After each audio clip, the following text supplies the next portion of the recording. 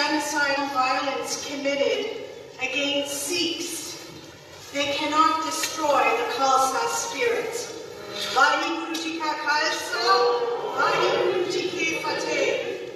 I'm honored and humbled to be here, and I thank the organizers for organizing a very important event where we rarely have spaces to actually talk about Sikh issues, in particular genocide, Khalistan, the suffering, the remembering, and the resistance.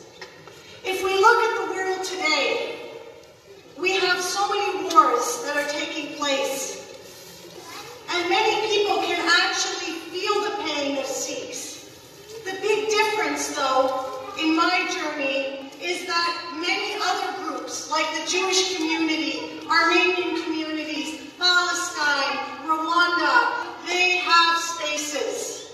Sikhs don't have spaces. And when they illuminate the cruelty inflicted by the Indian state, they are considered extremists.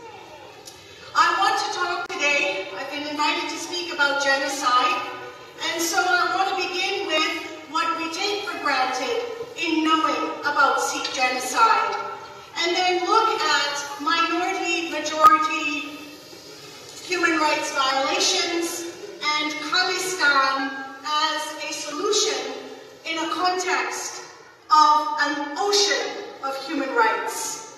And then I will share some solutions that I've thought of with you in how we move forward. The Sikh genocide, on many fronts, has occurred, and what I want to talk about is highlighting the term genocide. When we look at genocide, we're actually talking about targeted, systematic, motivated by hatred. Why is it so difficult for particular groups such as Sikhs to actually have that recognized? Operation Blue Star was a starting point in 1980. The history goes, the struggle of Sikhs goes even during the Mughal empires and British rule. But with Operation Blue Star, Joyce Pettigrew clearly highlighted that it was a way to destroy an identity. And the Indian state also killed innocent people and children so they would not be witnesses of this atrocity. And that's important to erase historical facts so that it makes it more difficult today to actually lobby not only UN, but governments as well. After the assassination of Indira Gandhi, we had violence committed against Sikhs for 1 week. What is important is the fact that innocent Sikhs were killed, but also how the state denies the numbers. When we look at the systematic human rights violation, it was an assembly line violence. The Sikhs were targeted, they were targeted with kerosene, and the question we have to ask, why is it that people actually knew which stores were Sikh? This store, I took a picture of this store in Tilak Bihar. You have no memory of what happened here. And the owner is still traumatized. This clearly demonstrates an erasure of Sikh history. And when you erase Sikh history, it impacts on Sikh identity and a quest for Khalistan. Because when you recognize human rights violations, genocidal violence against you, you feel like you are outside of the nation. And this is exactly the point. It was genocidal violence, and Sikhs were outside the nation. The next aspect when we talk about looking at the genocide is that it was also committed with such profound hatred. When we look at this quote, this was a quote by Jasbir Singh from California,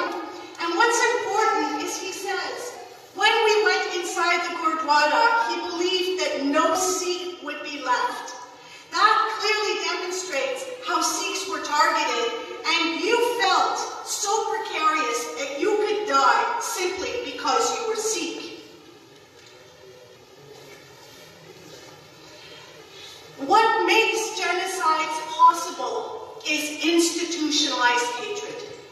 This is the underlying current that explains the cruel, brutal violence against Sikhs. When you look at the definition of genocide, the United Nations actually excludes the word hatred. Chaukin Johannesson, our important sociologist from Canada, that actually said, for a genocidal campaign to be successful, there has to be hatred. And the hatred explains why some individuals, children, were killed. When they were crying for water, the perpetrators would pour kerosene down their throats and ignite them. Children are apolitical. They were despised.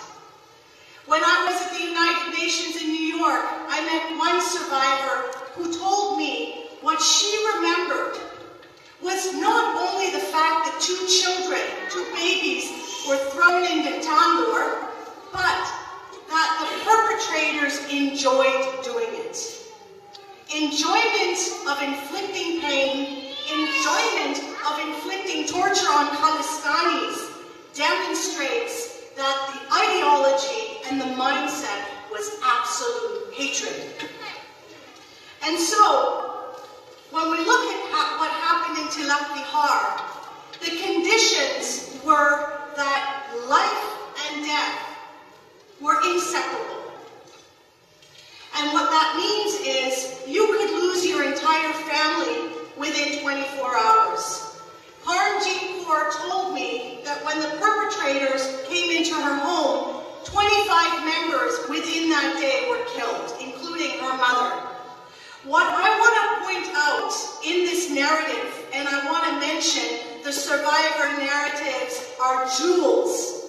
They are jewels because they are important archives for Sikhs, because they're dying.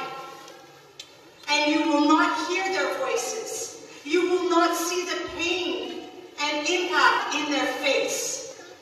So let us try to create as many spaces as possible for their voices to be heard. But what was important is the sudden break of life and death. This is what sociologists would argue is a state of exception. A state of exception means that the government has the right to kill you at any time within the parameters of a law that they established for themselves.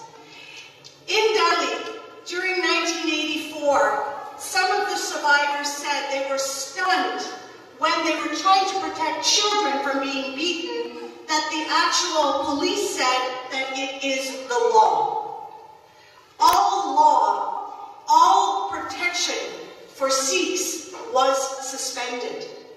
These are states of exception that Sikhs were living in.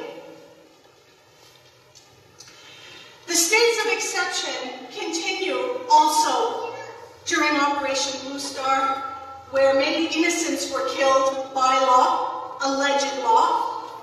During Operation Woodrose, the Sikh youth that were killed, they were allowed to be killed, thrown in the rivers, and the state would not be punished for it.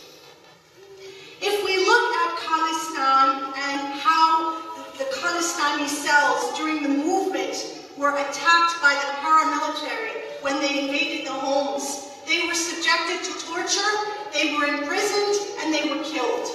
And in Taran area, that's where the key torture chamber was for the electrical shocks. Paramjeet Singh Aman's brother was badly tortured, his private parts, on many fronts. And the point that I want to highlight, and this is connected to Operation Woodrose, is the goal of the state is to kill the next generation of Sikhs. When you torture men in certain parts of their bodies that they can't produce families, children, it is a form of ethnocide. Killing the younger men during Operation Woodrose is part of a genocidal plan to kill the next generation. So these are states of exceptions that continue in India today. If we look at Kashmir, the Muslims there, the Kashmiri Muslim brothers and Sikhs are living in states of exception. In 1990, New Delhi introduced the president's rule. The following year, the armed forces and special powers, which allows them to kill, to interrogate any way they want. I want to share a brief story about that state of exception. In 1995, in Kashmir, a human rights lawyer, Jali Adrani, he traveled to the United Nations in Geneva to appeal for intervention. And he highlighted that 40,000 people were killed. When he returned, he was driving with his wife, he was apprehended, and they found his body dead. His eyes were taken out. He was shot in the head.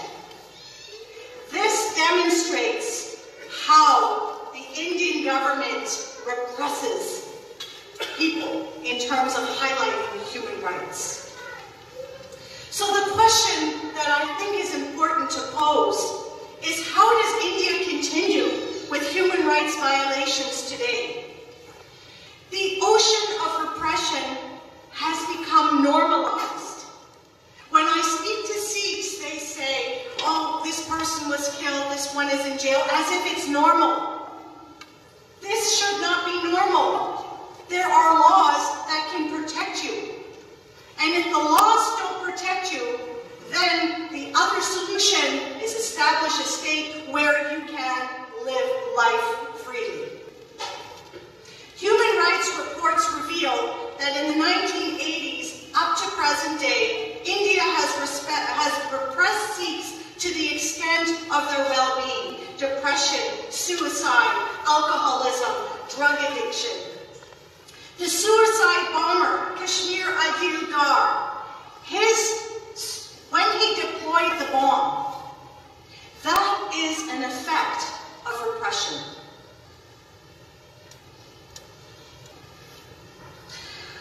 Peter Friedrich wrote about this. It came out in the newspaper. He said that the suicide bomber was a young Kashmiri. He was a militant, and he was continuously detained and harassed.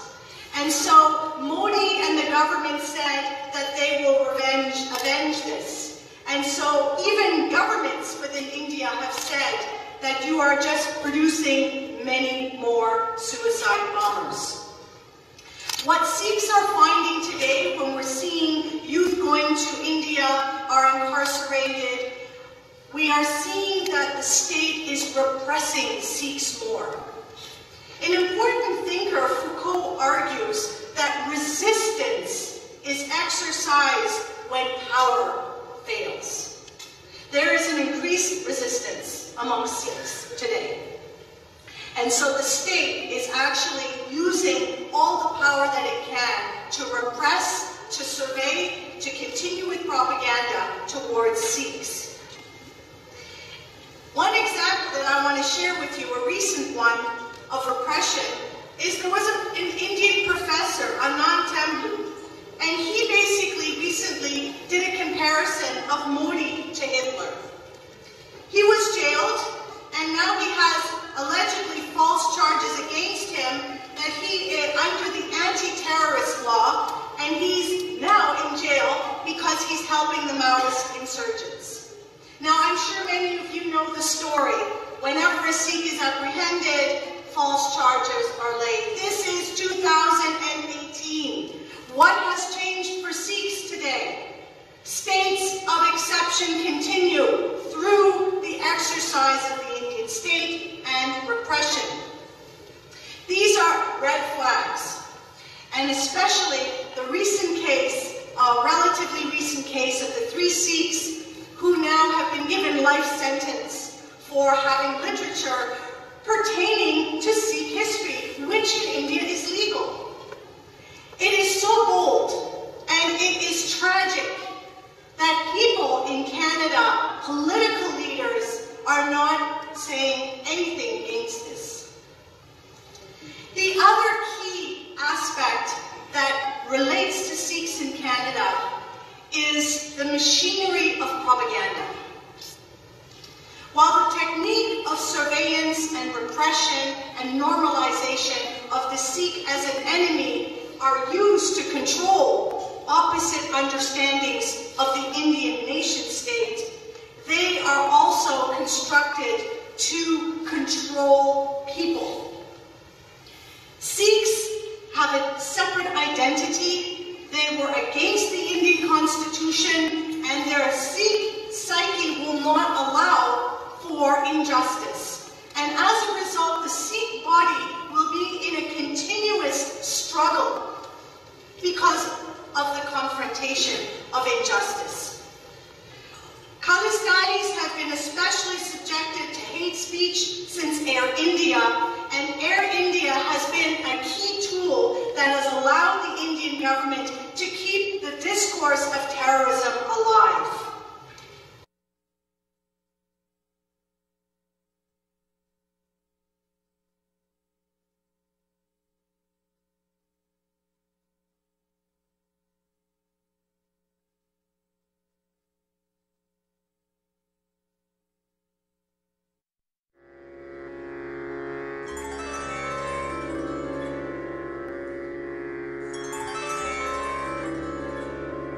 Bani Guru, Guru hai Bani, Vich Bani, Amrit Sare.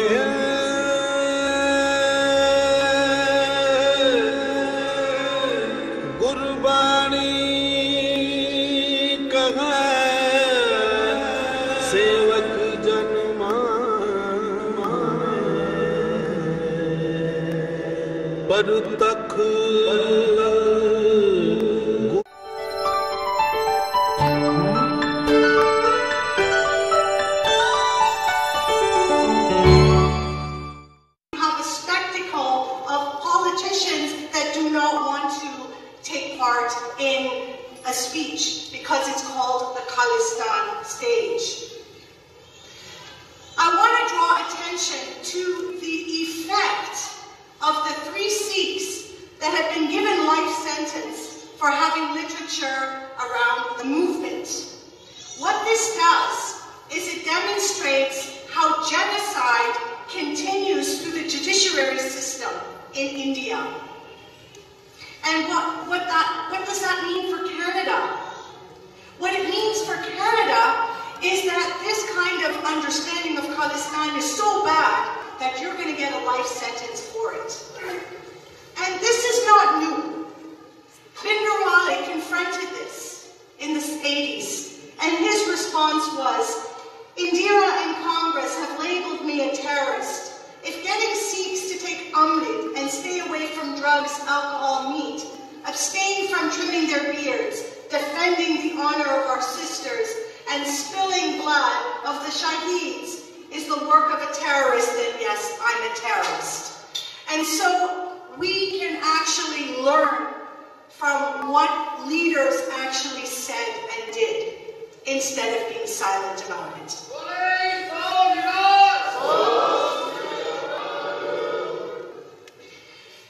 This particular understanding has actually given the Canadian government freedom to write a national report where Sikh Khalistan extremism is constituted as a threat. This is extremely problematic because, first of all, Sikh should never be considered extreme, and Khalistan extremism has not even been found, has not even been validated since Air India. So it is important that there is no compromise. There is no compromise. That is, the word Sikh has to be completely removed, and if they can prove that there is Khalistan activity, they can include it, but take the word extremist out. do it before the elections.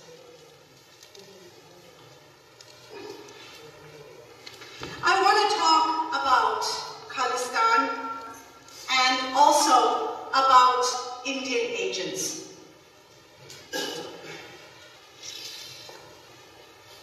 When I was sitting on reviews for national security a few years back, I approached the chief and I said, "Are Khalistanis a terrorist threat to Canada?" He looked at me and laughed. He looked at me and laughed, and he said, "The terrorists are the gangsters." Not so long ago, I was approached by the Canadian government about Khalistan, and I talked about the propagandization of extremism and that the Indian government is instituting this fear to sustain its policies. Where are those facts in this report, is my question. So the answer for me is the Indian tentacles are operating right here in Canada, and Canada has actually succumbed to the Indian pressure. And this is a problem in the sense that the Sikh body again becomes a commodity for Canada to be able to sustain economic ties with India at the expense of being subjected continuously since Air India, followed by September 11th, the violent gaze. The violent gaze, stay away from me, you're a terrorist. The look is enough, you don't have to speak it. So, what does that do? Nothing has changed. My Khalistani brothers that were subjected to torture told me what pained them the most is when people, the police, would basically engage in false encounters, kill to make money, using a young Sikh body to make money. This is a commodity. In November '84, how many Sikhs were killed? 4 votes. This has to stop. And this report actually allows for this continuation to happen. I think people have to look at the gravity of it rather than just the language. If we look at the Canadian government today, we have to ask, are they also upholding their own constitution? We have a human rights code that allows freedom of speech, freedom of expression, and freedom to be. So what I had recommended was that there should be Hindutva extremists that are actually terrorizing scholars, students, myself. Why do I have to look over my shoulder just because I want to expose some facts? This is a problem. After normalizing the Sikh as an enemy, which the Indian government wants, during the Khalistan movement, there was a rehabilitation program, which is no different than denazification. And that is, you went through socialization and you basically rejected a Nazi ideology. De-Khalistanization is also a tool used by the government. 3 Khalistanis that underwent prison told me that they've been approached by the government, but they had to renounce Khalistan. They refused, and now they continue to be harassed by the government. So when you have national reports in Canada that talk about Sikh Khalistan extremism, it gives carte blanche to the Indian government to continue with these kinds of programs. There is no recourse, in my opinion, today for Sikhs. I remember 15 years standing on the stage trying to explain what genocide was and that Khalistan was a legitimate claim. We talk today that Khalistan is a solution. I would take it a step further and say that Khalistan is survival today. for Sikhs. What kind of life can a person lead in conditions of precarity? One solution is the establishment of their own nation, both for the Sikhs and Kashmiris. They dream of Azadi, a nation where they can trust the institutions, the judiciary, law enforcement, and education. Sikhs have told me they left India because there's so much corruption and they don't know how to live their lives in this kind of environment. What recourse is there for Sikhs? You can stay and languish, it's a mental prison for many, or you can come to Canada or other countries. But when you have policies in Canada like national security, are these Sikh youth free? No. They do need a territory, a place where they can feel safe and free.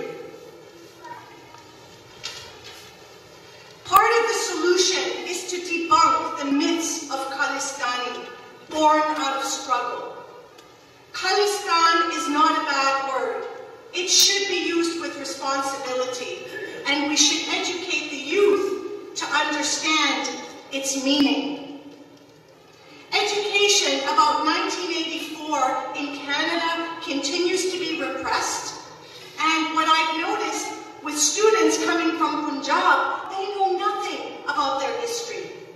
Nothing. This is an effect of the state machinery to wipe out this particular history. We need to have conversations so that mistakes of understandings can be corrected rather than repressed. The model that India should follow is Germany. Germany acknowledged the Holocaust. Germany also engaged in education, initiated an apology. Where is India here? India continues to deny the numbers committed in 1984. 3,000. In 2009, it was 4,000. And in a report in 2005, they said 274 people were killed. This is denial of genocidal violence. In current geopolitical times, it's increasingly difficult to actually engage logically with governments. A report showed that the Indian organization that tracks reports on violence, they found that 90% of religious-based hate crimes in the last decade occurred under Modi's office. Religious-based violence, and we can predict that this will increase. Canada has to continue to actually ratify deals. So that becomes a barrier. And I don't know if you know, Modi is receiving a peace prize that is being given to him by South Korea. This is the big latest news. This is where we're at today. What are the solutions? The solution is a national recognition of genocide. We have had it recognized on the provincial level. It was rejected 10 years ago. We have to lobby for the national recognition, and the best model to use is the Armenian model. It is important for Sikhs to understand that it's a process. The Armenians have lobbied for so many years, and they have about 156 states, places that have acknowledged it. They are still not recognized in the UN. Spaces to address Sikh history, freedom of speech acts in a context of where are the freedoms of Sikh youths to speak about Khalistan. We have to possibly establish pamphlets that give an understanding of what is legal or illegal within the Canadian Constitution. And the then Premier Stockwell Day, he was much more transparent about Khalistan. He said, Khalistan activism is not illegal. Now, where is the government today about Khalistani sympathizers they cracked down on Khalistani sympathizers. So does that mean a law will be established? I would like to know. I am a Khalistani sympathizer because I understand the grievances. I understand the wounds of torture, only in my imagination. There are double standards, and I think our current government needs to wake up about them. I grew up in Quebec during a separatist movement. We had the Front Libéral National, which was deemed a terrorist group. And Pierre Elliott Trudeau initiated the War Measures Act, but he allowed for a process to unfold with referendum. So if the Trudeau government today is saying that you're not allowed to lobby for independence, well, that goes against our own constitution. And these double standards have to be accounted for. Educating the leaders in Canada on a UN level. The conditions haven't changed for Sikhs. What recourse is left? The claims for Sikh sovereignty, free Kashmir, are legitimate. And it's about time the UN governments and leaders and educators sit at the table and talk about the grievances soon, because more bloodshed will flow with revenge tactics, especially what's going on in India, Pakistan, and China. We will have more new suicide bombers. The spirit of Khalistan is not dead, and the referendum 2020 demonstrates that there is still a will for Khalistan. Now, some people may have different views about the referendum 2020, but what is important is the conversations about Khalistan are kept alive. The forces to educate the next generation about Khalistan is important. Khalistan grew out of a system of genocidal violence. Economic genocide is a language we need to start to use. If we understand it in terms of the movement in the farms, what was going on, the Green Revolution, the Indian government didn't pay fair cash for the farmers. The wealth was distributed to Delhi. The means of production were not fair. So the movement started from that. It's a human rights movement. The guerrillas were a product of the Green Revolution, Pettigrew, who did enormous research on the Khalistan movement. The UN needs to recognize, including our government, that insurgency is a Sikh national problem. It is not terrorism in how the state constructs the Khalistani. There is so much ignorance around the Khalistan movement and in its inception. It is the shape of human rights, and I argue that it's political resistance for survival. Where are we today?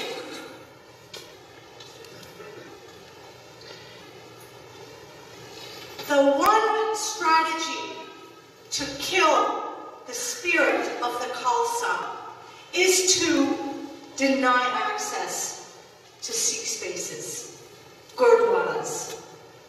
The most cruel politic of the Indian government is denying access to Pakistan, to Nankana Sahib, Panja Sahib, Kartarpur.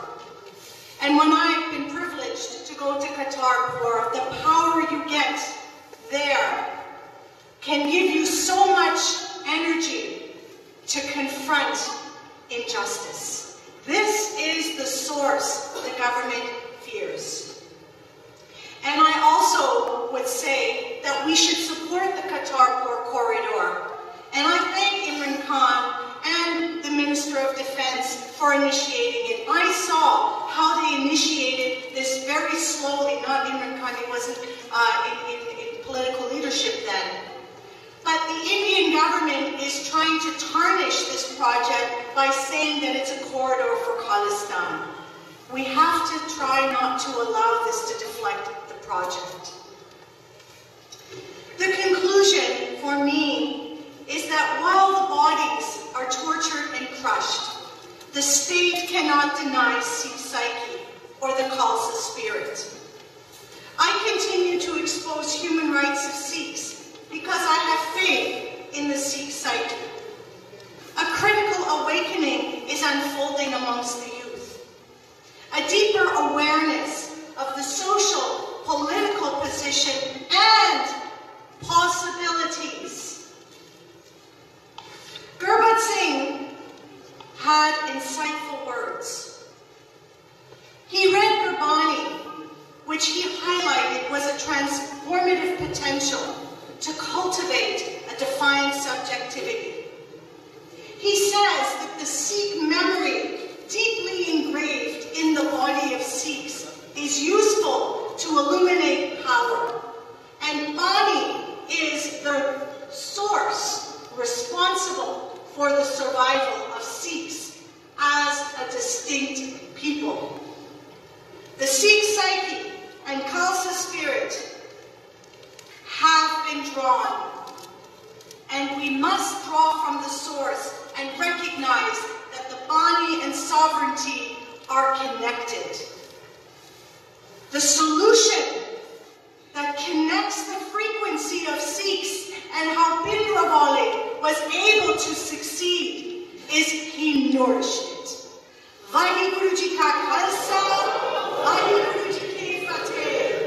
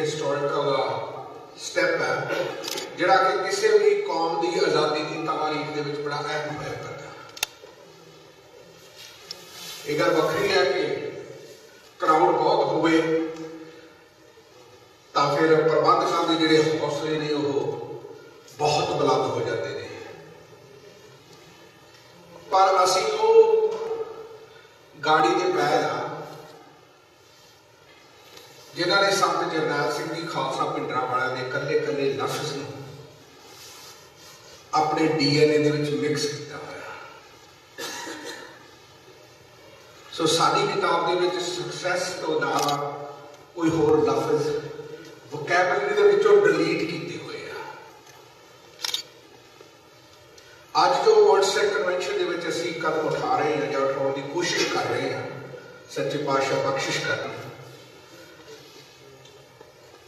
कि एक आज़ाद nation, एक वखरा मुल्क बनाने की खातर जो तुसी कोई मकान बनाना होए तो तुसी मिस्त्री नूं सददे हो, तुहानूं लिस्ट दिंदा भी भाई तुहानूं आह समान चाहिए, फिर तुसी समान लैन निकलदे हो बाजार चों, समान लैके मिस्त्री नूं कहंदे कि हुण समान आ गया तो हुण साडा तूं मकान उसार दे। 35 साल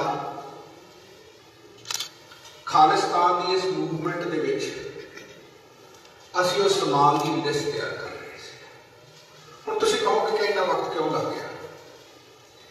ये सवाल तो जायज़ हो सकता है, पर हकीकत यह है कि कौमां दे घर या फिर इंटरनेशनल मैप्स दे विच तब्दीली लियाउण दी खातर एक सदी का समा चाहिए।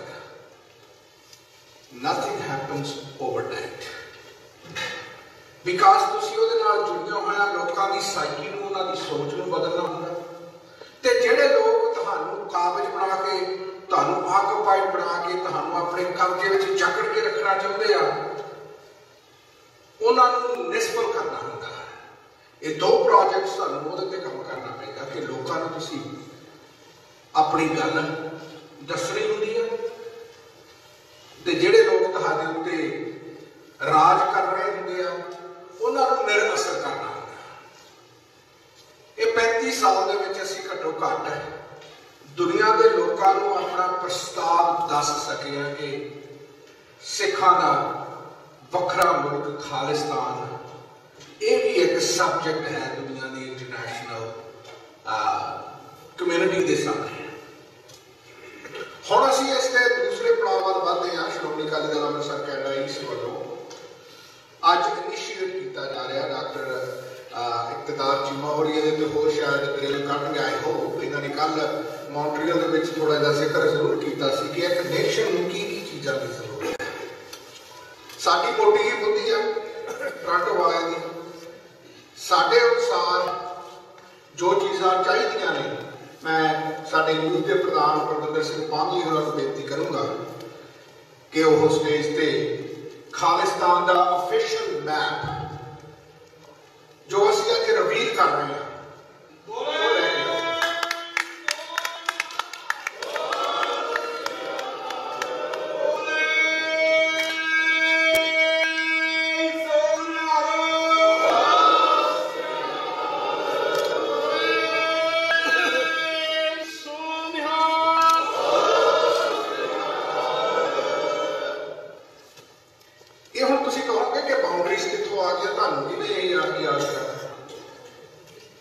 देखो साडी अपनी बुद्धि मुताबिक ये जो एरिया असीं इत्थे प्रपोज कर रहे हैं, एक कच्ची पेंसिल के नाल कुछ लकीरां बणीआं ने। जदों यूनाइटेड नेशन के बोर्ड रूम के विच बैठ के हद्दां विचलियां जाणगे तां गल इत्थों शुरू होएगी, ते असीं इह कापीज़ भी छपाईआं ने ताकि तुसीं अपने घरां दा शिंगार बना सको कि तुहानूं हर रोज़ ये गल याद रहे कि आ एरिया ये मिनीमम या घट्टो घट साडा है। तो हुण मैं एक यादगारी फोटो खिंचण लई सरदार बूटा सिंह खड़ौत, तरसेम सिंह होरी, सरदेव सिंह बैरीपाल, इस दे नाल डॉक्टर इकतदार चीमा, भैन जी होरी, प्रीतम सिंह जोगा निकल, साडे टोरंटो तो मैं अवतार सिंह पूनिया होरी, सरदार रणजीत सिंह मान, सरदार अमरजीत सिंह मान जिहड़े जो गुरुद्वारा कमेटी के इत्थे शामिल होए हुए हैं, इन्हां सारे वीरां नूं बेनती करूँगा कि ये असीं एक यादगारी फोटो खिंचनी चाहुंदे हां इस मैप के नाल। सरदार हरदीप सिंह होरी,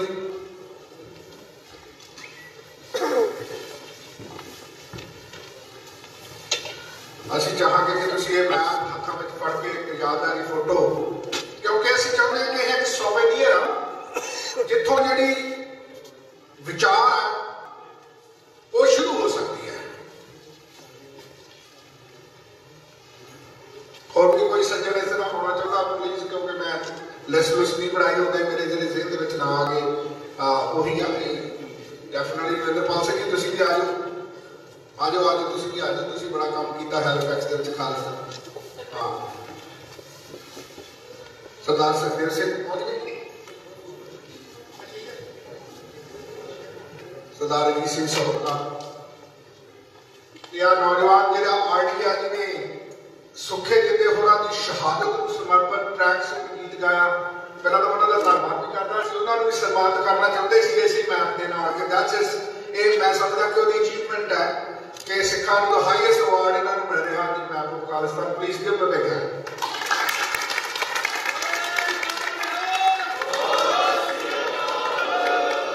फोटो फाटो सारे जने खिंच लो, सारे को सैमसंग ते आईफोन है शेयर ताकि दुनिया को पता लग सके कि असी अज खालिस्तान का झंडा भी चला दिता ते अज असी मैप भी रिलीज कर दिता ते हुण असी कॉन्स्टिट्यूशन की आउटलाइन के उत्ते काम करांगे। साडा अगला जिहड़ा इवेंट होएगा असी उहदे ते कॉन्स्टिट्यूशन खालिस्तान की आउटलाइन की होएगी, आउटलाइन उहदा कॉन्स्टिट्यूशन तो सारा साडे बनाउणे ने तां असीं सियाणे नहीं हैगे, पर असीं जरूर इहदे उत्ते असीं इत्ते काम करांगे क्योंकि असीं हुण इधर नूं वध रहे हैं। बहुत बहुत धन्यवाद जी। वाहिगुरू जी का खालसा, वाहिगुरू जी।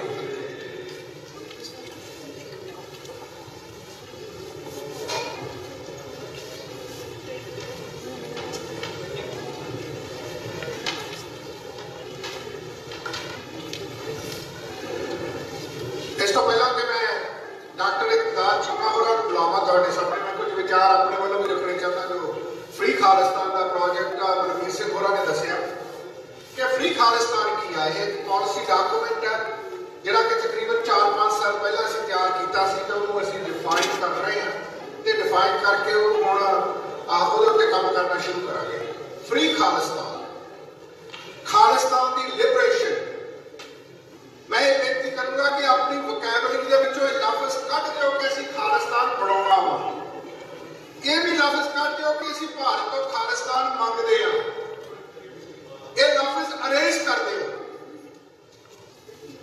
हकीकत यह है कि असीं खालिस्तान को लिबरेट करवाना है, आजाद करवाना है। एक ऑक्यूपाइड टेरिटरी है जिसको भारत की सरकार ने ऑक्यूपाई किया है।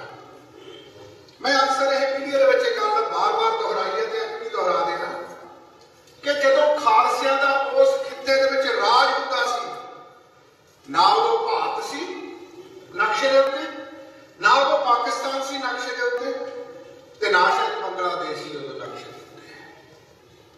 असीं उस नक्शे उत्ते उन्हां लोकां तों पहिलां दे बैठे। ये अनफॉर्चुनेट है कि अज असीं स्टेटलैस हां ते वो मुल्कां दे मालक बने बैठे ने। 1947 दे विच किसी की भी कोई गलती होए आई वो ब्लेम एनीबॉडी। मैं समझदा कि सर्कमस्टेंसेस जिहड़े ने अज भी पता नहीं किहड़े सर्कमस्टेंसेस दे लोग ऐतवार नूं भी वुडसे कन्वेंशन दे विच आउण तों डरदे ने। ये भी सर्कमस्टेंसेस ही आ। ये तां नहीं कि लोकां ने गुलामी कबूल ली, ये नहीं है कि लोग आजादी नहीं चाहते। गिले थां ते पैर रखना कई बार हर एक दी फितरत नहीं हुंदी। असीं गुरु पातशाह दे चरनां दे विच ये अरदास करते हैं कि कौमां जिहड़ियां ना गलियां दे विच निकल के अपनी कौम दे भविख लई लड़दियां नहीं, वो नेस तो नबूद हो जांदियां ने। मैं बढ़दियां उदाहरणां नहीं दूंगा। जदों जापान कोरिया दे उत्ते राज कर रहा सी तां स्टूडेंट्स ने इकट्ठे होके कोरियन डेक्लेरेशन ऑफ फ्रीडम का एक दस्तावेज तैयार करके उसका ऐलान करने का प्रोग्राम बना रहा। हिस्टोरिकल चीज आ। बगौदा पार्क दे विच उन्होंने वो रैली रख ली कि इत्थे कोरियन डेक्लेरेशन साडी भी खालिस्तान की डेक्लेरेशन हुई 29 अप्रैल 1986 की उसे ही तर्ज दे उत्ते ते उन्होंने सूह किते जापानियां नूं मिल गई। जापानियां ने उत्थे आके क्रैकडाउन किया। हज़ारां की तादाद दे विच स्टूडेंट्स आ जिहड़े पैर ते मार दिते, कोई जख्मी कर दिते। उस दिन 1 मार्च 1919 का दिन सी। साडे ते भी 1984 के नवंबर दे विच एक घंटे वापरे, उन्हां ते भी वापरिया। उन्होंने फिर की किया? उस दिन फर्स्ट मार्च मूवमेंट के नाम से शुरू कर दिता। गूगल करो फर्स्ट मार्च मूवमेंट, तुहानूं पता लगेगा कि किस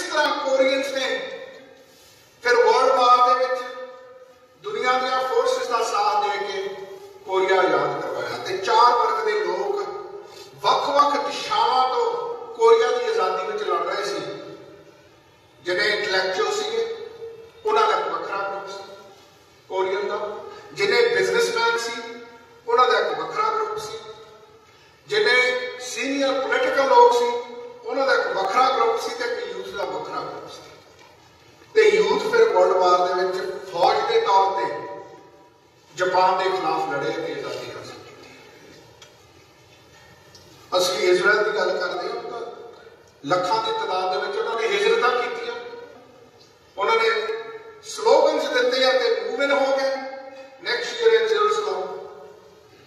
ਇਹ ਜਨਤਾ ਦੀ ਮੂਵਮੈਂਟ ਹੈ, ਕਿਸੇ ਨਾ ਕਿਸੇ ਢੰਗ ਦੇ ਨਾਲ ਇਹ ਬਣਨੀ ਜ਼ਰੂਰੀ ਹੈ, ਡਰ ਨਿਕਲਣਾ ਜ਼ਰੂਰੀ ਹੈ। ਤੇ ਅਸੀਂ ਆਸ ਕਰਦੇ ਹਾਂ ਕਿ ਵਰਲਡ ਕਨਵੈਨਸ਼ਨ ਵਰਗੀਆਂ ਹੋਰ ਵੀ ਇਹੋ ਜਿਹੀਆਂ ਇਵੈਂਟਸ ਸਾਡੇ ਸਮਾਜ ਦੇ ਵਿੱਚ, ਚਾਹੇ ਉਹ ਕੈਨੇਡਾ 'ਚ ਹੋਣ, ਚਾਹੇ ਉਹ ਅਮਰੀਕਾ 'ਚ ਹੋਣ, ਚਾਹੇ ਕਿਸੇ ਹੋਰ ਮੁਲਕਾਂ ਦੇ ਵਿੱਚ ਹੋਣ, ਇਹ ਹੋਣੀਆਂ ਜ਼ਰੂਰੀ ਆ ਤਾਂ ਕਿ ਅਸੀਂ ਇੱਕ ਮੈਸ ਮੂਵਮੈਂਟ ਬਣਾ ਸਕੀਏ। ਅਸੀਂ ਨਿੱਕੀਆਂ ਨਿੱਕੀਆਂ ਗੱਲਾਂ 'ਚ ਤਾਂ ਮੈਸ ਮੂਵਮੈਂਟ ਬਣਾ ਲੈਂਦੇ। ਇੱਕ ਪਾਰਟੀ ਪੰਜਾਬ ਦੇ ਵਿੱਚ ਆਈ, ਟੋਰਾਂਟੋ ਦੇ ਵਿੱਚ ਵੀ ਫੰਡ ਰੇਜ਼ ਸ਼ੁਰੂ ਹੋ ਗਏ, ਪਰ ਪਤਾ ਨਹੀਂ ਕੇਜਰੀਵਾਲ ਨੇ ਆ ਕੇ ਪੰਜਾਬ ਨੂੰ ਕੀ ਗੁਲਾਬ ਦੇ ਫੁੱਲ ਵਾਂਗ ਸਿਰ 'ਚ ਦੇਣਾ। Very short sighted emotional reaction. ਸਾਨੂੰ ਉਹ ਤੋਂ ਖੜਾ ਛਡਾਉਣ ਦੀ ਲੋੜ ਹੈ। ਸ਼੍ਰੋਮਣੀ ਅਕਾਲੀ ਦਲ ਅੰਮ੍ਰਿਤਸਰ ਸਰਦਾਰ ਸਿਮਰਨਜੀਤ ਸਿੰਘ ਮਾਨ, ਡਿਸਪਾਈਟ ਕਿਸੇ ਦੇ ਉਹਨਾਂ ਦੇ ਨਾਲ ਡਿਫਰੈਂਸਿਸ ਹੋ ਸਕਦੇ ਨੇ, ਰਾਜਨੀਤਿਕ ਲੋਕਾਂ ਦੇ ਨਾਲ ਡਿਫਰੈਂਸਿਸ ਹੋਣੇ ਤਾਂ ਸੁਭਾਵਿਕ ਹੀ ਹੈ ਨਾ। ਹੁਣ ਮਾਨ ਸਾਹਿਬ ਦਿਹਾੜੀ ਦੇ ਵਿੱਚ ਕਈ ਵਾਰ 3 ਜਾਂ 4 ਬਿਆਨ ਦਿੰਦੇ ਆ, ਕੋਈ ਜ਼ਰੂਰੀ ਤਾਂ ਨਹੀਂ ਹਰ ਇੱਕ ਉਹਨਾਂ ਦੇ ਹਰ ਪੋਲੀਟੀਕਲ ਬਿਆਨ ਦੇ ਨਾਲ ਸਹਿਮਤ ਹੋਵੇ, ਪਰ ਇੱਕ ਗੱਲ ਦੇ ਨਾਲ ਤਾਂ ਅਸੀਂ ਸਹਿਮਤ ਹਾਂ ਨਾ ਕਿ ਜੰਗੇ ਖਾਲਿਸਤਾਨ ਦੀ ਆਜ਼ਾਦੀ ਦੇ ਵਿੱਚ ਉਹਨਾਂ ਨੇ ਕਦੇ ਡੀਵੀਏਸ਼ਨ ਨਹੀਂ ਦਿਖਾਈ, ਉਹਨਾਂ ਨੇ ਕਦੇ ਦੁਚਿੱਤੀ ਨਹੀਂ ਦਿਖਾਈ। ਤੇ ਸ਼੍ਰੋਮਣੀ ਅਕਾਲੀ ਦਲ ਅੰਮ੍ਰਿਤਸਰ ਪੰਜਾਬ ਦੇ ਵਿੱਚ ਜਿੰਨੀ ਸਰਗਰਮ ਹੈ ਡਾਂਗਾ ਖਾਣ ਨੂੰ, ਪੁਲਿਸ ਦੀ ਕਸਟਡੀ ਦੇ ਵਿੱਚ ਜਾਣ ਨੂੰ, ਜਿਹੜਾ ਭੁਗਤਣ ਲਈ ਸ਼੍ਰੋਮਣੀ ਅਕਾਲੀ ਦਲ ਅੰਮ੍ਰਿਤਸਰ ਦੇ ਜਿਹੜੇ ਵਰਕਰਸ ਨੇ ਉਹ ਕਦੇ ਬੈਠੇ ਨਹੀਂ ਦਿਖਾਉਂਦੇ। ਅਸੀਂ ਇਸ ਗੱਲ ਦਾ ਪੱਲਾ ਫੜ ਕੇ ਤੁਰੇ ਹਾਂ ਕਿਉਂਕਿ ਵੀ ਆਰ ਪੋਜ਼ਿਟਿਵ। ਅੱਜ ਦੀ ਆਵਾਜ਼ ਰੇਡੀਓ ਤੇ ਸਰਦੇਵ ਸਿੰਘ ਗੱਲ ਕਰਦੇ ਹੁੰਦੇ ਆ ਕਿ ਗਲਾਸ ਭਰਿਆ ਵੀ ਅੱਧਾ ਤੇ ਅੱਧਾ ਗਲਾਸ ਖਾਲੀ ਵੀ ਹੈ,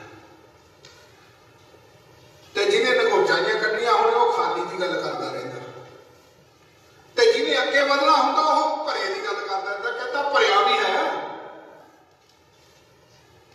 ਕਦੇ ਵੀ ਦੁਨੀਆ ਦੇ ਉੱਤੇ ਨਾ 100%, ਨਾ 80%, ਨਾ 70%, ਨਾ 50%, ਨਾ 40% ਲੋਕ ਇਤਿਹਾਸ ਨਹੀਂ ਸਿਰਜਦੇ। ਇਹ 5% ਤੋਂ ਸ਼ੁਰੂ ਹੁੰਦੇ ਨੇ ਜੋ ਇਤਿਹਾਸ ਬਣਾਉਂਦੇ ਨੇ। 5% ਲੋਕ ਦੁਨੀਆ ਦੇ ਨਕਸ਼ੇ ਉੱਤੇ ਤਬਦੀਲੀ ਕਰਨ ਦੀ ਸਮਰੱਥਾ ਰੱਖਦੇ ਨੇ। ਅੱਜ ਸਾਨੂੰ ਉਸ 5% ਲੋਕਾਂ ਨੂੰ ਆਪਣੇ, ਜਿਸ ਤਰ੍ਹਾਂ ਭਾਈ ਤਾਰੇ ਨੇ ਇੱਕ ਚਿੱਠੀ ਦੇ ਵਿੱਚ ਸ਼ੇਅਰ ਲਿਖਿਆ ਸੀ ਨਾ कि जिस दिन से मालूम हुआ कि मौत में ही जिंदगी है, सर पे कफन बन के कातिल को ढूंढते हैं। 5% ਜਿਹੜੇ ਨਾ ਵੀਜ਼ਿਆਂ ਤੋਂ ਡਰਦੇ, ਨਾ ਕਿਸੇ ਹੋਰ ਇਕਨੋਮਿਕਲ ਬੈਕਲੈਸ਼ ਤੋਂ ਡਰਨ, ਬਲਕਿ ਇੱਕ ਸਿਸਤ ਲਾ ਕੇ ਖਾਲਿਸਤਾਨ ਦੀ ਆਜ਼ਾਦੀ, ਸਾਨੂੰ ਲੜਨ ਦੀ ਲੋੜ ਨਹੀਂ ਹੈ। ਹੁਣ ਸਾਡੇ ਖਾੜਕੂ ਵੀਰਾਂ ਨੇ ਬਹੁਤ ਸੁਨਹਿਰਾ ਇਤਿਹਾਸ ਸਿਰਜ ਕੇ ਖਾਲਿਸਤਾਨ ਦਾ ਜੋ ਮੁੱਢਲਾ ਕੰਮ ਸੀ ਉਹ ਆਲਰੇਡੀ ਕਰ ਦਿੱਤਾ ਹੈ। ਹੁਣ ਸਾਨੂੰ ਯੂਨਾਈਟਿਡ ਨੇਸ਼ਨ ਦੇ ਗਲਿਆਰਿਆਂ ਦੇ ਵਿੱਚ ਅੰਦਰ ਘੁਸਣ ਦੀ ਲੋੜ ਹੈ, ਤੇ ਉਸ ਗਲਿਆਰਿਆਂ ਦੇ ਅੰਦਰ ਜਾਣ ਦੀ ਖਾਤਰ ਸ਼੍ਰੋਮਣੀ ਅਕਾਲੀ ਦਲ ਅੰਮ੍ਰਿਤਸਰ USA ਨੇ ਆਲਰੇਡੀ ਕੰਮ ਸ਼ੁਰੂ ਕੀਤਾ ਹੋਇਆ ਹੈ। ਅਸੀਂ ਥੋੜੇ ਜਿਹੇ ਲੇਟ ਆ ਕੈਨੇਡਾ ਵਾਲੇ, ਅਸੀਂ ਵੀ ਨਾਲ ਇਹਨਾਂ ਦੇ ਮੋਢੇ ਨਾਲ ਮੋਢਾ ਲਾਵਾਂਗੇ ਕਿ ਯੂਨਾਈਟਿਡ ਨੇਸ਼ਨ ਦੇ ਗਲਿਆਰਿਆਂ ਦੇ ਵਿੱਚ ਖਾਲਿਸਤਾਨ ਦਾ ਪ੍ਰਸਤਾਵ ਪੋਜ਼ਿਟਿਵ ਢੰਗ ਦੇ ਨਾਲ, ਜੋ ਵਸਤਾਂ ਦੀ ਲੋੜ ਹੈ, ਸਾਨੂੰ ਇਹਨਾਂ ਚੀਜ਼ਾਂ ਦੀ ਲੋੜ ਹੈ। ਸਾਡੇ ਕੋਲ ਧਰਤੀ ਹੈ, ਸਾਡੇ ਕੋਲ ਵਿਰਸਾ ਹੈ, ਸਾਡੇ ਕੋਲ ਨਿਸ਼ਾਨ ਹੈ, ਸਾਡੇ ਕੋਲ ਸੰਵਿਧਾਨ ਹੈ ਗੁਰੂ ਗ੍ਰੰਥ ਸਾਹਿਬ ਜੀ ਦਾ।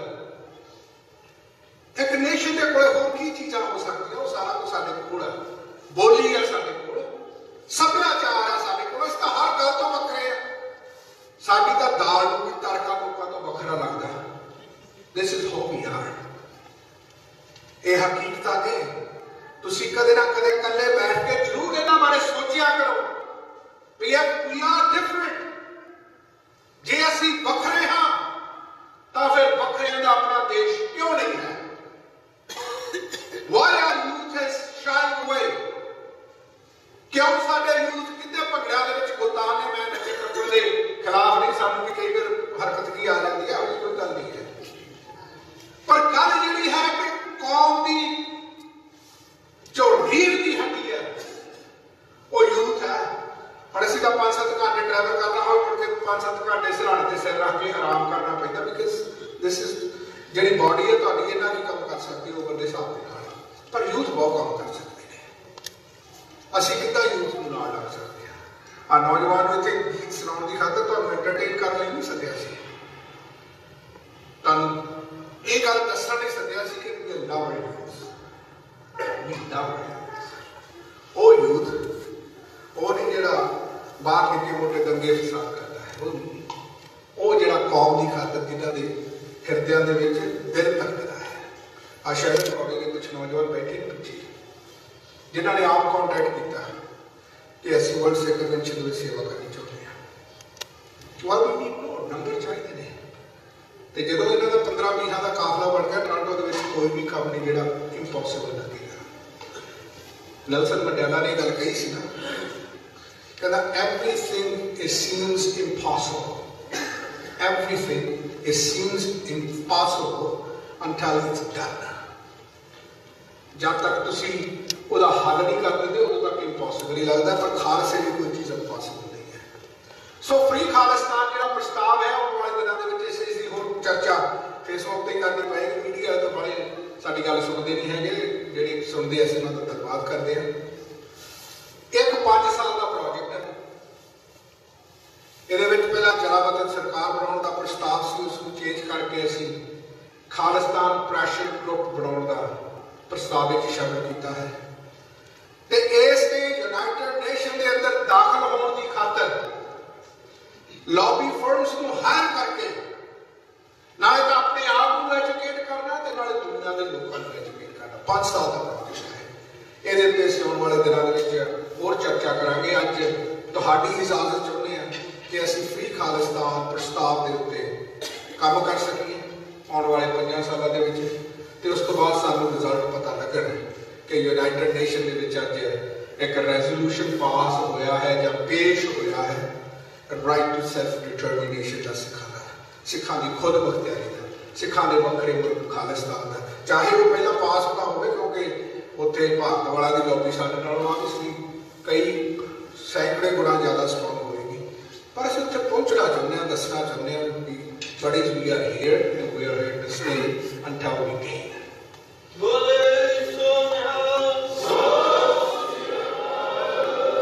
नहीं लफ्ज़ कहना होया मैं कश्मीर के मुद्दे बारे जरूर माड़ी जी गल करनी चाहना कि कश्मीर के जो पुलवामा अटैक होया देखो पहली बार नहीं होया। तुसीं खबर पढ़ो गूगल तो अजकल तुहानूं कोई गल भुल नहीं दिंदा। सानूं तो फोटोज़ भी याद नहीं जदों कश्मीरियां दे छोटे छोटे बच्चे वो तो नहीं अतवादी सी, उन्होंने अखां दे विच पैलेट गन्ना मार के उन्होंने उन्हें किया गया। वो तस्वीरां भी अजे मौजूद ने। कश्मीरियां दे नौजवानों नूं जिस तरह छलियां दे वांग कुटिया जाता वो फोटोज उन्होंने वालों ही पाई जाती हिंदू धर्म के वालों। जिस कदर कश्मीरियों के उत्ते जुल्म हो रहा यूनाइटेड नेशन के भी कश्मीरियों का प्रस्ताव बैठा रेजोल्यूशन नंबर 47 21 अप्रैल 1948 में यूनाइटेड नेशन ने पास किया। गल वक्री है कि उदों यूनाइटेड नेशन भी हले छोटी जी किसी कमेटी वर्गी सी, कोई खास बाइंडिंग इशू नहीं बना सकी। ते भारत अज तक वो पैरा नहीं दे रहा, बल्कि कश्मीर दी घाटियां, कश्मीर के नैचुरल रिसोर्सिस, कश्मीर की सुंदरता वो राज करना चाहता, बल्कि कश्मीरी लोगों को नफरत करता। ये गल कदे दुनिया में गवारा नहीं होगी। सो असीं समझते हाँ कि कश्मीर ते खालिस्तान ये दो इहो स्टेट्स ने जिन्हों के आज़ादी के दिन हो सकता है कि कितने वक्फा पा लैन जिदा भारत पाकिस्तान ने पा लिया से इको दिन ही ये दोनों आज़ाद होंगे। तो साडी ये तमन्ना है कि इको दिन ही आज़ाद होना, क्योंकि साडियां बहुत सिमिलैरिटीज़ ने, बहुत सिमिलैरिटीज़ ने।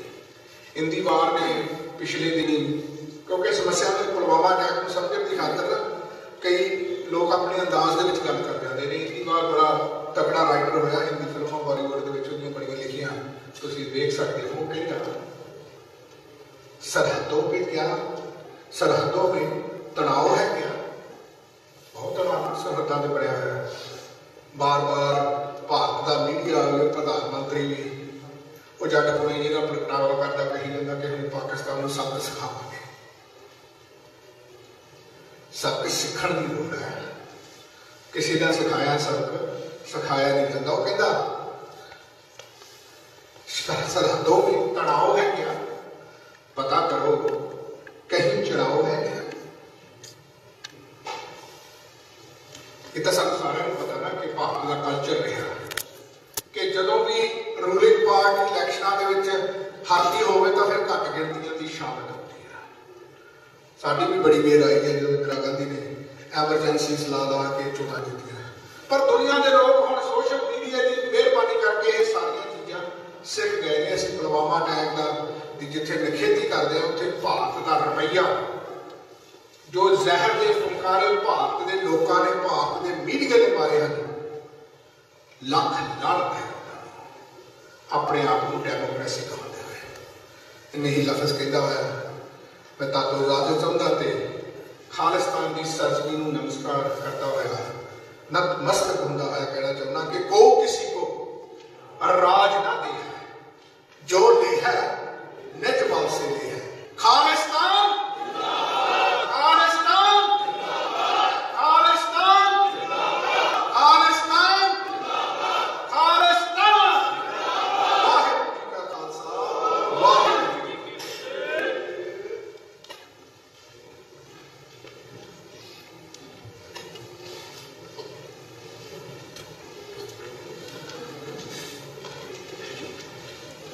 गगन तमामा वाज्यो पर्यो निशाने काल, खेत जो मांडियो सूरमा अब जूझण को दाव। सूरा सो पहचानिए जो लड़े दीन के, पुरजा पुरजा कट मरे कबू न छाड़ेगी। इस संकल्प के नाल इस मूवमेंट का फ्री खालिस्तान का आगाज हुआ और ज्यादा वक्त नहीं लगा आप जी का क्योंकि समा काफी हो चुका है। और अज के जिहड़े साडे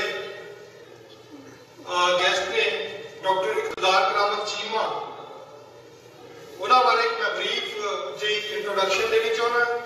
doctor Iqtidar Karamat Cheema is the member of United Nations global steering committee on prevention of genocide and atrocity crimes.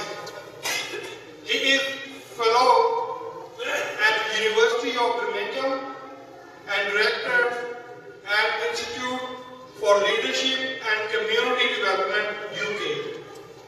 He studied philosophy at University of Oxford and achieved his PhD in International Relations from University of Gloucestershire, UK. He is author of 3 books and 24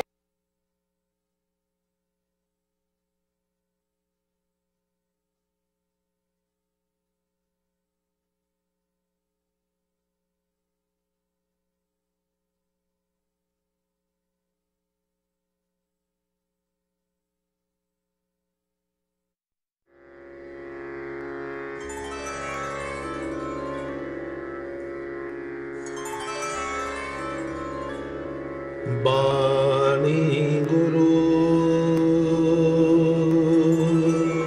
गुरु है बाणी विच बाणी अमृत सारे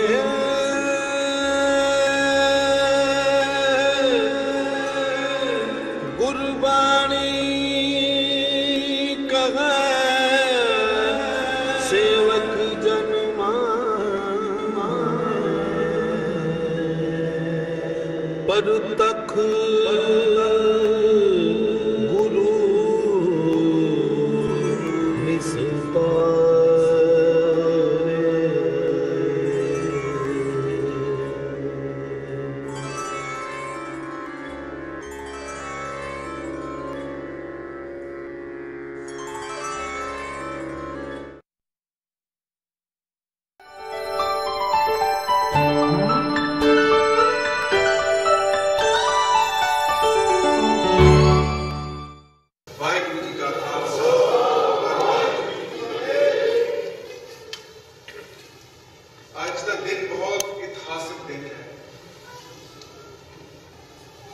भावें hall च इस वक्त थोड़े सज्जन मौजूद ने, पर कौमां दा इतिहास इदां ही बनता है। 23 मार्च 1940 ਨੂੰ मुसलमानों का एक इकट्ठ लाहौर च होया, जिस उन्होंने एक मता पास किया, जिस पाकिस्तान का शब्द नहीं कि इतने अफगानिस्तान का असा झंडा भी फैलाया, नक्शा भी रिलीज किया। उत्थे सिर्फ मुसलमानों के हकों की गल सी। वो किया गया लाहौर रेजोल्यूशन है, लाहौर का मता है। पर जी उस वक्त की हिंदुत्वी प्रेस ने लिखा कि ये जड़ा है वो करारदाद पाकिस्तान का मता पास हो गया। पर समय ने साबित किया कि वही लाहौर रेजोल्यूशन फिर बाकी पाकिस्तान का मता बन गया, 10 सालों में पाकिस्तान पहुंच आ गया। उस समय चौधरी रहमत अली जब कैमब्रिज के विच बह के पाकिस्तान के नक्शे बनाते सन तो लोग उन्होंने हंसते सन। उस समय जब कायदे आज़म मोहम्मद अली जिन्ना पाकिस्तान की गल करते सन तो लोग उन्होंने दीवाने का ख्वाब आते सन। उस समय जब कुछ मुसलमान, सारे नहीं थोड़े, लेके रहेंगे पाकिस्तान, बन के रहेगा पाकिस्तान का नारा लाते सन तो लोग उन्होंने हंसते सन। पर अज जिन्नी गज बज के ऐसा खालिस्तान जिंदाबाद का नारा लाया है, मुझे यकीन है कि खालिस्तान पहुंच जरूर आएगा।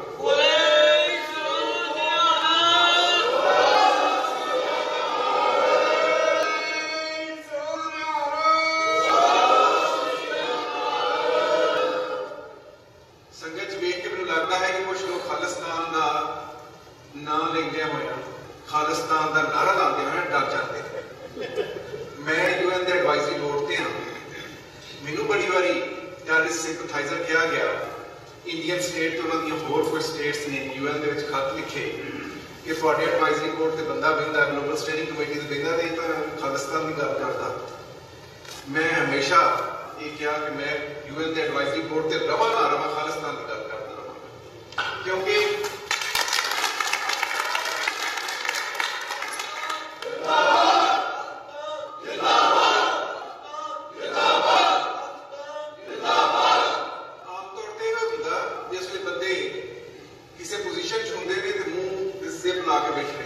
अपने स्वार्थों वास्ते, अपने छोटे छोटे डर वास्ते, जो उन्होंने कोई स्टेटस नहीं रहा तो फिर वो कॉज की, लोगों के दुख की, फिर कमिश्नर की चीफ बन के रिपोर्टा रिलीज करने लग पे। मैं ये काम नहीं करता क्योंकि मेरा अपना एक दुखांत है। मैं प्रेजेंटेशन के बाद जाऊँगा, बड़ी बड़ी लोग पूछते हैं डॉक्टर साहब ने मुसलमान ने, डॉक्टर साहब को खालिस्तान की इतनी फिक्र क्यों है। सो मैं थोड़ा जिहा पर्सनल कॉन्टेक्स्ट में दसना चाहूँगा। मेरा जन्म एक मुसलमान के घर च होया, पर मैनू हमेशा दसिया गया कि तुहाड़ियां पिछलियां पीढ़ियां सिख सन। इस वास्ते मैं समझदा हाँ कि धर्म का परिवर्तन हो सकता है, खून का परिवर्तन नहीं हो सकता। जीन्स बदले नहीं जा सकते।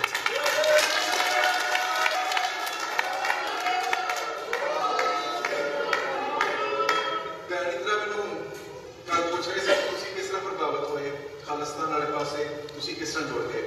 तो मैनू याद है मेरा पंजाब के पिंड का जन्म है। साढ़े घर एक सिख बजुर्ग साढ़े निक्किया होंदे करतार सिंह जी इंडिया तो होते सी।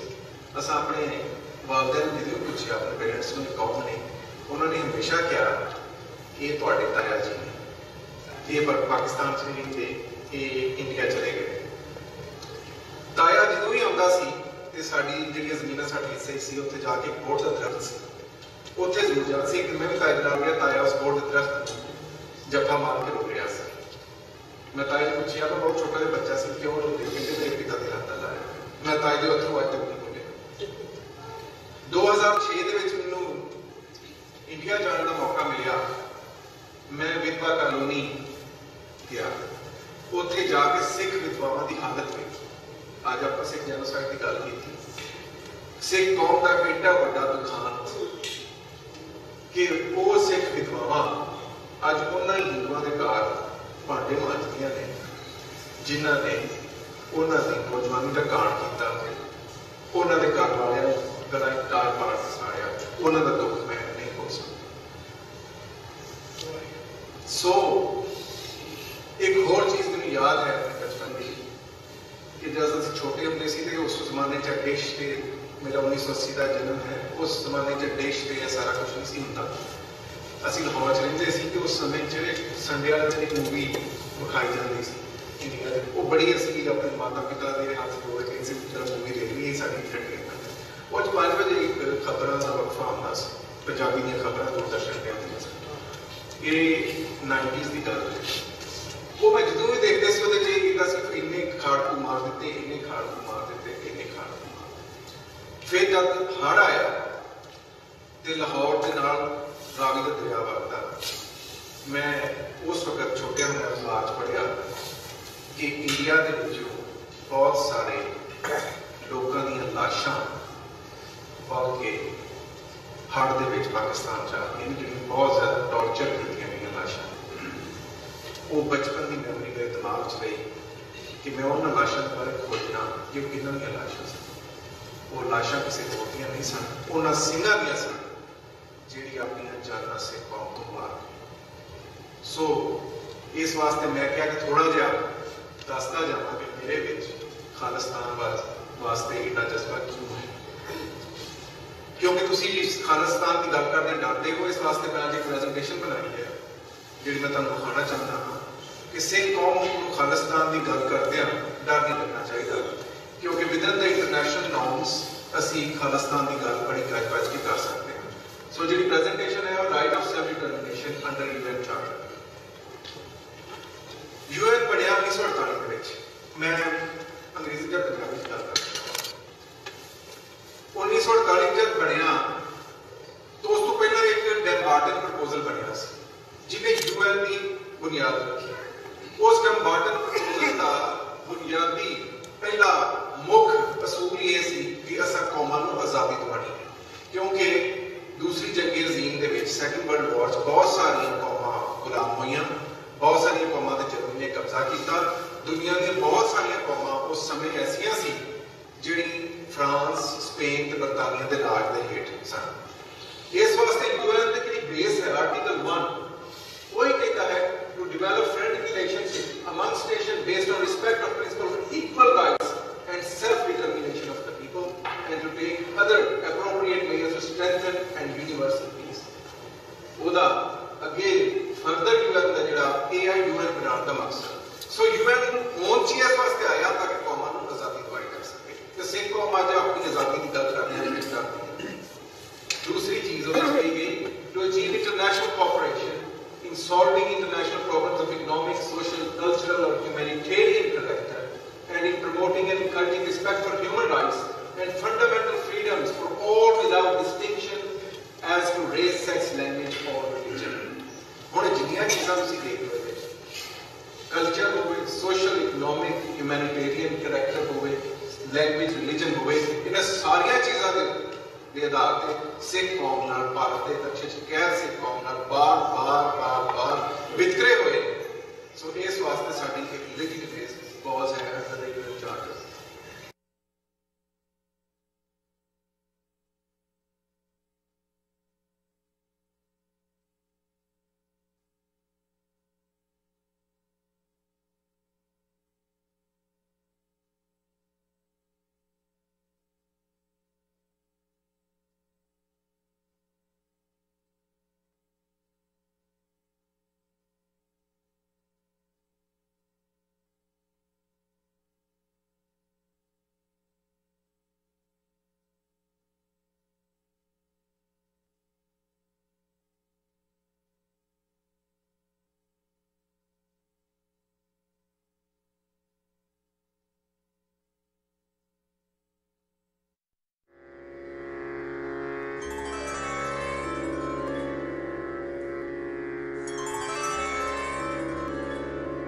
बाणी गुरु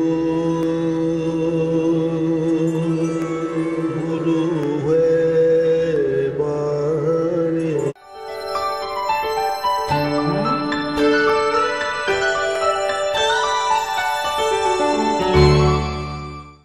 ये होर गल है कि दुनिया की सो कॉल्ड डेमोक्रेसी अज भी जेनोसाइड कन्वेंशन की सिग्नेटरी नहीं उत्ते रिजर्वेशन जमा कराई।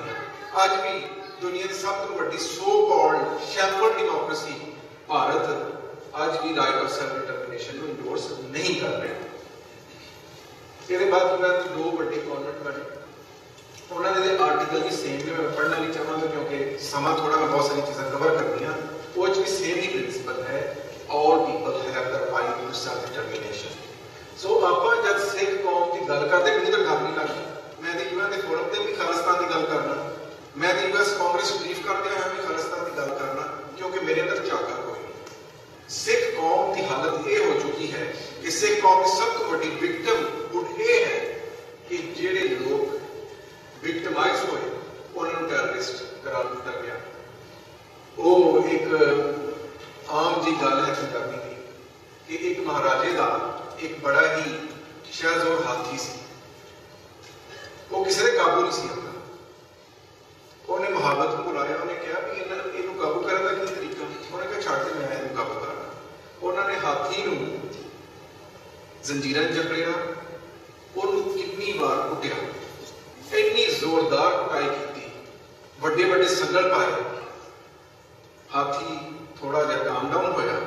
एक दिन महाराजे ने की देखा कि हाथी बिल्कुल निक्की जी संगली दे नाल एक छोटे जे बूटे में बनिया सी, हाथी हिलता नहीं सी। उन्हें मुहाबत को पूछा कि होया, उन्हें कहा हाथी वही है, ये जोर उन्ना ही है, पर असा इसकी साइकी चेंज कर दी, इनू इन्ना मारिया है कि इन्होंने बड़े संगलों की जोड़ नहीं है तो निक्की जी संगली नहीं दबा सकता। अज सिख कौम की यही हालत है कि सिख कौम पर इन्हें जुल्म करके उन्होंने बार बार टेररिस्ट कह के नौजवान नस्ल को सिख कौम इस कदर दूर कर दिता गया है कि आज खालिस्तान की गल करन लगे बहुत सारे लोगों दी बड़े बड़े लीडर दी लत्तां कम जाएंगे। मैं कुछ खास चीज़ा ने जिन्होंने कल आप यूएन जाना तो साडा यह नैरेटिव होना चाहिए।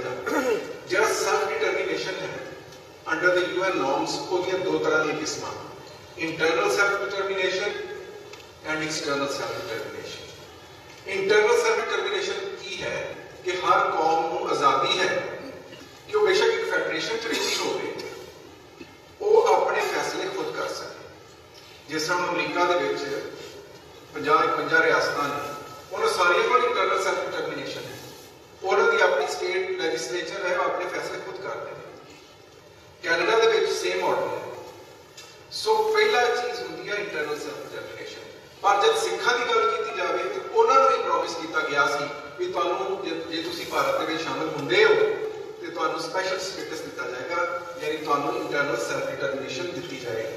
पर होया वो स्पैशल स्टेटस ये मिला कि 47 के बाद जब से कौम उजड़ पुजड़ के इंटरनली डिस्प्लेस होके अपनी जमीन जायदाद फड़ सारियां छड़ के हिंदुस्तान पहुंची तो उन्हें जुराइम पेशा कौम का स्टेटस दिता गया।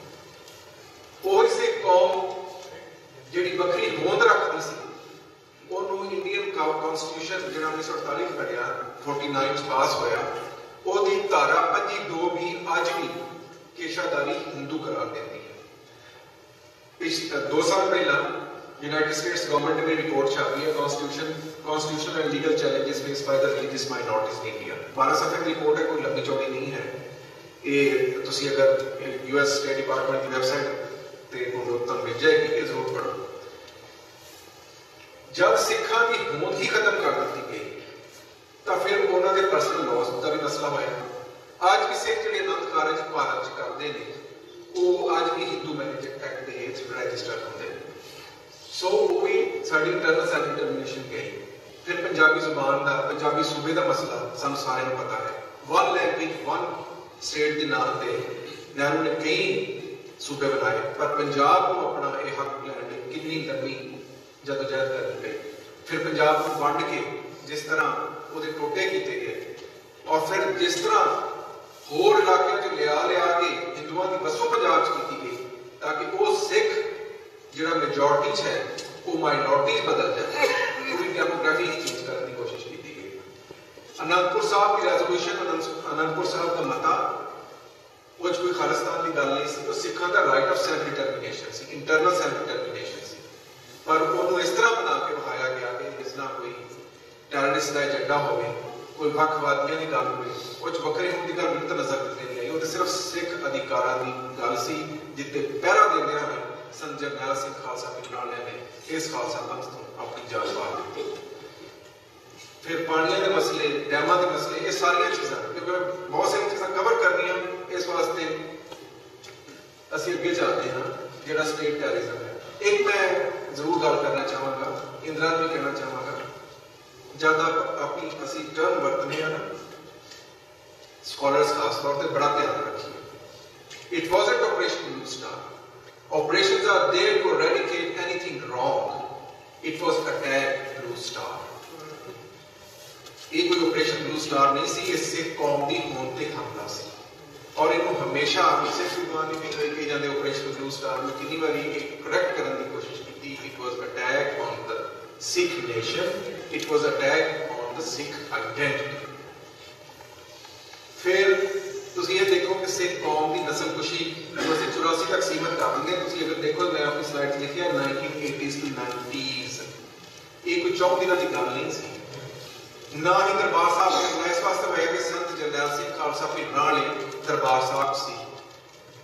तुसी जनरल सिन्हा की किताब पढ़ो जो vice chief of army staff सी इंडिया का, जिन्हें बड़ा साफ लिखा है कि इंदिरा गांधी ने उन दरबार साहब के हमले का 84 तो बहुत पहला किया। मैं यूके का सिटीजन हाँ, साडे देश इस वे आवाज उठती है कि किस तरह इंडियन सरकार ने उस वक्त की MI5 उत्थे दी यूके की सीक्रेट सर्विसेज मार्गरेट थैचर के हेठ कॉन्टैक्ट किया 84 तो बहुत पहला कि दरबार साहब के नक्शे बनाओ अभी असीं इत्थे अटैक करिए दरबार साहब ते सानूं की कुछ करना चाहिए। सो सिखां दी होंद ते हमला सी। जे मेरा दरबार साहब ते हमला होंदा ते 40 होर गुरुद्वारियां ते हमले ना होंदे। जे मेरा संत जरनैल सिंह खालसा पिंडालिया दे उत्थे खून ते हमला होंदा ते फिर सिख रैफरेंस लाइब्रेरी ना उजाड़ी जाती। फिर गुरु ग्रंथ साहब के अनेक स्वरूप जिन्होंने तो गुरुवंत की शोभ प्राप्त से वो उतों चुक के कितने होर शिफ्ट किए जाते और सिख कौम का खजाना जो उस वक्त लुटिया गया अज तक सिख कौम को वापस नहीं मिला। सो इस तो साफ पता लगता है कि असल मकसद सिखा उन्होंने होंद को दूर करना। मैं रिपीट नहीं करना चाहता क्योंकि इंदिरा ने जोड़ा है जेनोसाइड के उत्ते पहला गल की है और यूएन कन्वेंशन के हेठ जेनोसाइड सिखा की रिकग्नाइज हो सकती है, लेकिन साडा बड़ा मसला है कि UN is the body of the member states not the body of the people. सो वो वास्ते जे कोई तुहाडी अपनी रियासत होवे जिहड़ी मता लैके यूएन जनरल असैंबली च आवे तब तां ही ये मसला हल हो सकता है। और जेनोसाइड जिहड़ी डेफिनेशन यूएन ने की है तुसी उन्होंने देख लो एक एक शब्द जो सिखा नाल होया उत्ते पूरा उतरदा है। असी यूनाइटेड स्टेट्स कांग्रेस के विच यूएन के अंडर सैकटरी जनरल डेमन डियांग नूं बुलाया सी, एक ब्रीफिंग करवाई सी अमेरिकन सिख कॉकस ने।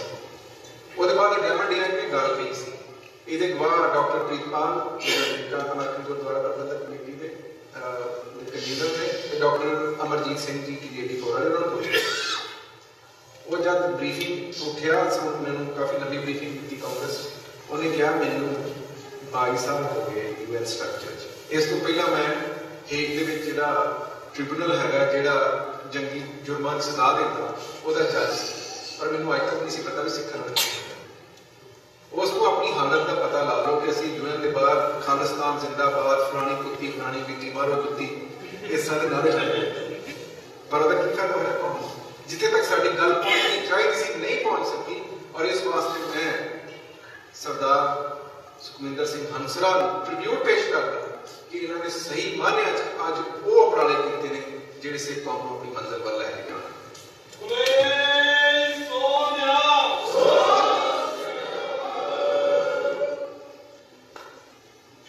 आप जब खालिस्तान की गल करते हैं डरिए तो देखिए कि दुनिया च होर कौमां ने किस तरह अपना राइट ऑफ सेल्फ डिटरमिनेशन लिया है। आज जब भारत सिखा को सेल्फ डिटरमिनेशन होता है तो देखना चाहिए कि दुनिया की जो रियल डेमोक्रेसीज ने वो किस तरह लोगों को right of self determination the. UK की मिसाल है, उत्थे स्कॉटलैंड वाले ने कहा सानू आज़ादी चाहिए, उत्थे दी हुकूमत ने ना उत्थे फौज करी ना लोगों को कुटिया फंडिया ना उन्होंने जेलों के अंदर डकिया ना उन्होंने जेनोसाइड की, बल्कि स्कॉटलैंड को राइट ऑफ सेल्फ डिटरमिनेशन दिता, रेफरेंडम करवाया। स्कॉटिश कौम ने कहा सानू आज़ादी नहीं चाहिए, सारे फिर एक कौम का हिस्सा। यूके के लोगों ने कहा कि असं यूरोपीय यूनियन का हिस्सा नहीं रहना, किसी ने ये नहीं किया भी लोगों का मुंह बंद कर दो, जिहड़े कैंपेन कर रहे हैं उन्होंने अंदर डक दो। इस सब तो बड़ा यूके का मसला है ब्रैक्जिट बनया है। राइट ऑफ सेल्फ डिटरमिनेशन दिता, क्योंकि रियल डेमोक्रेसी और so called majoritarian procedural sham democracy यही फर्क होता है। क्यूबेक का मसला तुहानू सारिਆਂ ਨੂੰ पता है, क्यूबेक के लोगों ने फ्रेंच बेल्ट को ਵੱਖਰਾ ਕਰਨ ਦੀ ਗੱਲ ਕੀਤੀ, उन्होंने भी हक कैनेडियन गवर्नमेंट ने तक किसी खोया नहीं। यूनाइटेड स्टेट्स पोर्टोरिको का मसला है, हवाईयन सॉवरेनिटी मूवमेंट बड़ी पुरानी चलती आई है, पर किसी ने उत्थे ना कदे गोलियां चलियां ना बंदे मरे, सारी चीज़ां कॉन्स्टिट्यूशनली हल हुई। आस्ट्रेलिया के विच हुण जिहड़े उत्थे दे जिस तरह मूल निवासी ने साडे उस तरह जिहड़े लोग ने उत्थे दे नेटिव्स ने वो अपना वक्रा स्टेटस चाहते हैं, आस्ट्रेलियन गवर्नमेंट उन्होंने देने को तैयार है। वैस्टर्न सहारा का मोरक्को का बहुत पुराना मसला है, मैं उत्थे 3 बार यूएन की अगवाई करता हुआ गया, उत्थे किसी को कोई कटवट नहीं हुई, किसी को नहीं मारिया गया। कुर्दिस्तान का पिछले दिनों कुर्दिस्तान रेफरेंडम होया, होर गल कुर्दिस्तान अजे होंद च नहीं आया, पर उत्थे दी कौम ने फैसला किया कि उन्होंने अपना अपनी होंद है, उन्होंने अपना देश चाहिए है। कैटलोनिया का स्पेन एडी वड्डी यूरोपीयन डेमोक्रेसी है, ਉਹਦੇ ਵਿੱਚ कैटलोन्स बहुत करीब ने अपनी आज़ादी के। कश्मीर का लॉन्ग स्टैंडिंग मसला है जिहड़ा कि भारत अज भी नहीं बन रहा। Turkish Republic of Northern Cyprus नूं इस वेले यूके दे विच और अमरीका दे विच कोर्ट तो फैसला आया कि असीं उहनूं एक रिपब्लिक मानते हैं और उहदे उत्ते प्रोपोगेट करना कोई जुर्म नहीं। हांगकांग 2030 तक जिहड़ा है वो मुकम्मल आज़ादी चाहता है। चाइना के इन्नी ह्यूमन राइट्स वायलेशन है, पर चाइनीज़ ने दोनों ही कौम च ना फौज करी है ना लोगों ने उत्थे उन्होंने फाड़ के तुनिया है।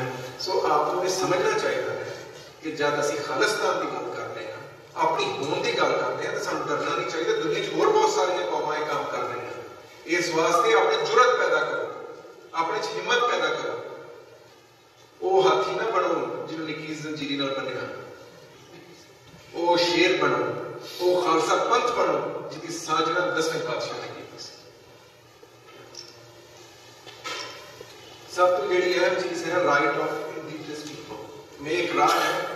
हंसराज साहब दूसरे दोस्तों ने देखने की जरूरत है, क्योंकि असी इस वक्त खालिस्तान और सिख कौम जी है वो कोई मैंबरशिप नहीं है यूएन के, पर आप जो यूएन में अप्रोच करना कि असी जो राइट ऑफ इंडिजिनस पीपल है वो तो जनरल असैंबली की रेजोल्यूशन है इंडिजिनस पीपल, क्योंकि सारे जिन्ने भी अपने खालसा पंथ है, जिन्ने भी अपने सिंह हैं, वो सारे एक थां तो आए जिसका नाम पंजाब है। सो इन्हां दे उत्ते right of indigenous people apply होता है।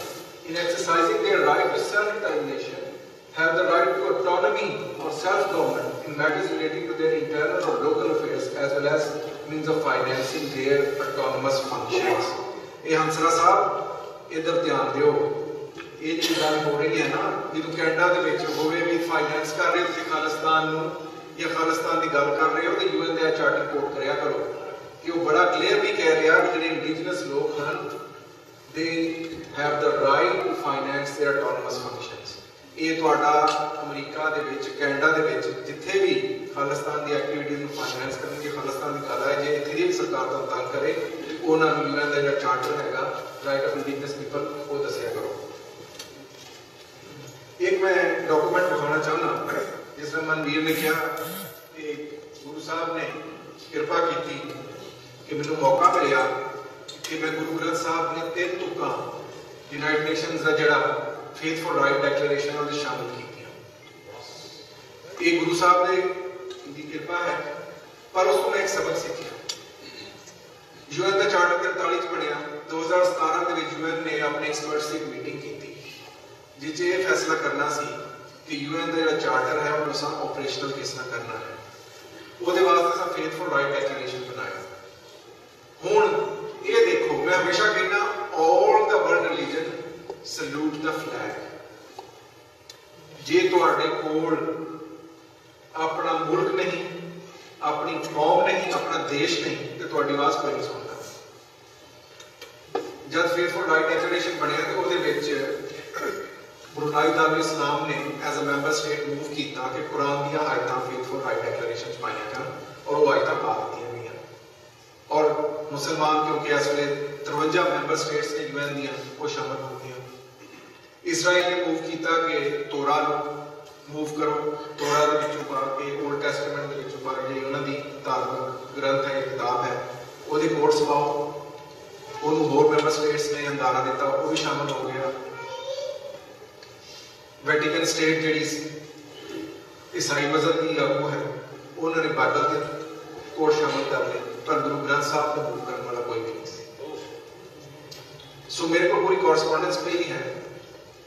मैं ड्राफ्ट मीटिंग चेयर करता सी जब फेथफुल राइट डिक्लेरेशन फाइनल होया मेरे को आया तो मैं क्या मैं तो ये सहमत नहीं, क्योंकि सिक्खी दुनिया का 5वां बड़ा धर्म है, दुनिया का सब तो मॉडर्न धर्म है। सिक्खी जी सब का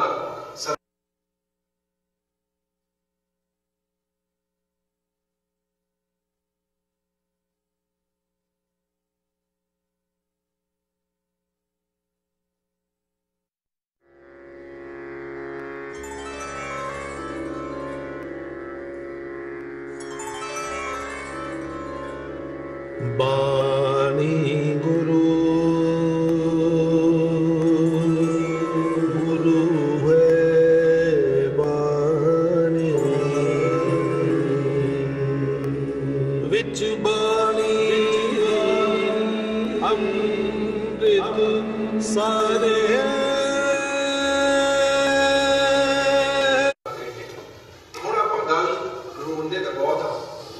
सानू सारे पता सिख कौम नाल की होया, पर खालिस्तान का राह की है। मैं कुछ बेनतियां करना चाहना, समा भी काफी हो गया।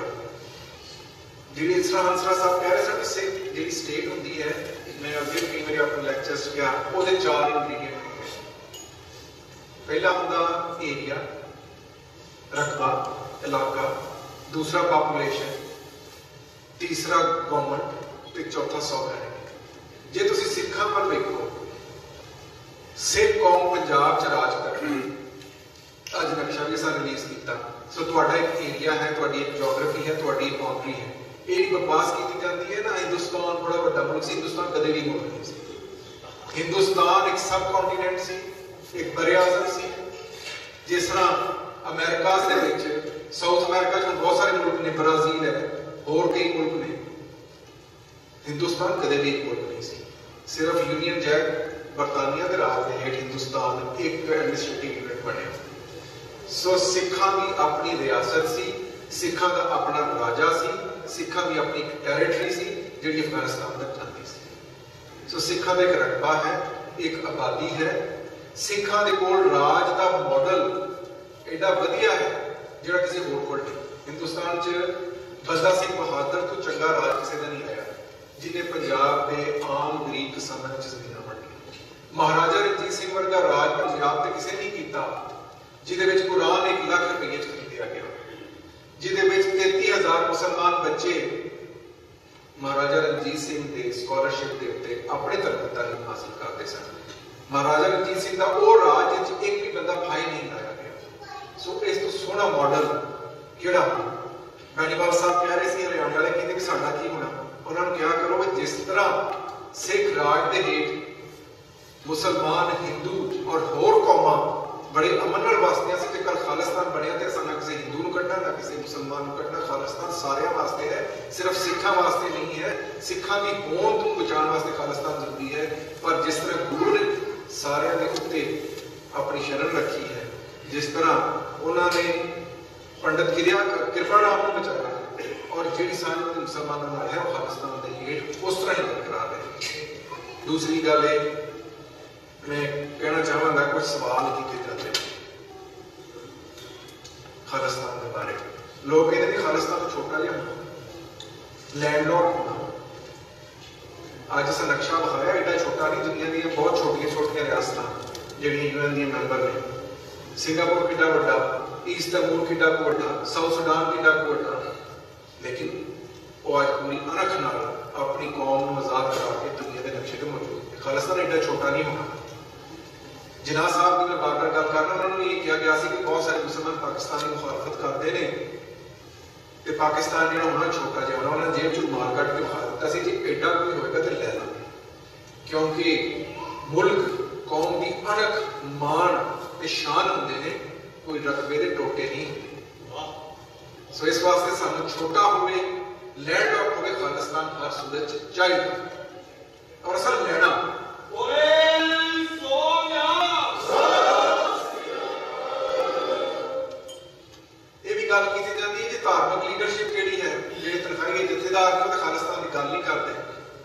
ਜਿਹੜੇ ਹਿੰਦੁਸਤਾਨ 'ਚ ਬੈਠਾ ਸਿੱਖ ਹੈ ਉਹਦੇ ਖਾਲਿਸਤਾਨ ਦੀ ਗੱਲ ਨਹੀਂ ਕਰਦਾ, ਤੁਸੀਂ ਕਿਉਂ ਖਾਲਿਸਤਾਨ ਦੀ ਗੱਲ ਕਰਦੇ ਹੋ? ਧਾਰਮਿਕ ਲੀਡਰਸ਼ਿਪ ਨੇ ਕਦੇ ਵੀ ਕਿਸੇ ਦੇਸ਼ ਦੀ ਆਜ਼ਾਦੀ ਦੀ ਜੰਗ ਨਹੀਂ ਲੜੀ।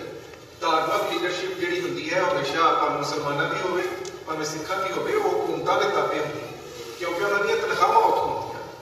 ਜਦ ਪਾਕਿਸਤਾਨ ਬਣ ਰਿਹਾ ਸੀ ਤੇ ਕਾਇਦ ਆਜ਼ਮ ਨੂੰ ਵੀ ਕਾਫਰ ਆਜ਼ਮ ਕਿਹਾ ਗਿਆ। ਕਹਿਣ ਵਾਲੇ ਕੌਣ ਸਨ? ਉੱਥੇ ਦੇ ਮੁੱਲਾ ਮੌਲਵੀ। ਅਬੁਲ ਕਲਾਮ ਆਜ਼ਾਦ ਵਰਗਾ ਬੰਦਾ ਕਾਂਗਰਸ 'ਚ ਰਵੇ, ਮੌਲਾਨਾ ਮੌਦੂਦੀ ਪਾਕਿਸਤਾਨ ਨਾ ਪਾਕਿਸਤਾਨ ਕਵੇ। ਪਰ ਜਦ ਪਾਕਿਸਤਾਨ ਬਣਿਆ ਤੇ ਉਹਨਾਂ ਨੂੰ ਜਿਹੜੀ ਗੁਨਾਹ ਹੈ ਫਿਰ ਪਾਕਿਸਤਾਨ 'ਚ ਮਿਲੀ। ਅੱਜ ਜਿਹੜੇ ਖਾਲਿਸਤਾਨ ਦੀ ਮੁਖਾਲਫਤ ਕਰਦੇ ਨੇ ਉਹਨਾਂ ਨੂੰ ਕਿਉਂ, ਜਦ ਖਾਲਿਸਤਾਨ ਬਣ ਜਾਊਗਾ ਤੁਸੀਂ ਜਾ ਕੇ ਦਿੱਲੀ ਵਸੇ ਹੋ, ਯੂਪੀ ਜਾ ਕੇ ਵਸੇ ਹੋ, ਫਿਰ ਦੇਖਾਂਗੇ ਤੁਸੀਂ ਖਾਲਿਸਤਾਨ 'ਚ ਆ ਕੇ ਵਸਦੇ ਹੋ ਜਾਂ ਨਹੀਂ ਵਸਦੇ। ਇਹ ਵੀ ਗੱਲ ਕੀਤੀ ਜਾਂਦੀ ਹੈ ਜਿਹੜੀ ਬੈਨੀਵਾਲ ਸਾਹਿਬ ਨੇ ਪਹਿਲਾਂ ਗੱਲ ਕੀਤੀ ਸੀ। ਮੈਂ ਕਿਉਂਕਿ ਇਹ ਸਾਰੇ FAQ ਆਪਣੇ ਦਿਮਾਗ 'ਚ ਤਿਆਰ ਕੀਤੇ ਤਾਂ ਕਿ ਜਿਹੜੇ ਸਵਾਲ ਸਾਨੂੰ ਲੋਕ ਪੁੱਛਦੇ ਸਾਨੂੰ ਉਹਦਾ ਜਵਾਬ ਹੋਵੇ। ਇਹ ਕਿਹਾ ਜਾਂਦਾ ਕਿ ਗੁਰਧਾਮਾਂ ਜਿਹੜੀਆਂ ਨੇ ਕੁਛ ਪਾਕਿਸਤਾਨ 'ਚ ਪਹਿਲਾਂ ਨੇ, ਤਖਤ ਕੁਛ ਜਿਹੜੇ ਨੇ ਪੰਜਾਬ ਤੋਂ ਬਾਹਰ ਨੇ, ਸਿੱਖ ਪੰਥ ਉਹਨਾਂ ਤੋਂ ਵਿਛੜ ਜਾਏਗਾ, ਉਹ ਤੋਂ ਘਬਰਾਉਣ ਦੀ ਲੋੜ ਨਹੀਂ। ਮੈਂ ਲੋਕਾਂ ਨੂੰ ਦੱਸਦਾ ਹੁੰਦਾ ਕਿ ਖਾਨਾ ਕਾਬਾ ਜਿੱਥੇ ਮੁਸਲਮਾਨ ਹਜ ਕਰਨ ਜਾਂਦੇ ਨੇ ਮੱਕਾ, ਉਹ ਸਾਊਦੀ ਅਰੇਬੀਆ 'ਚ ਹੈ।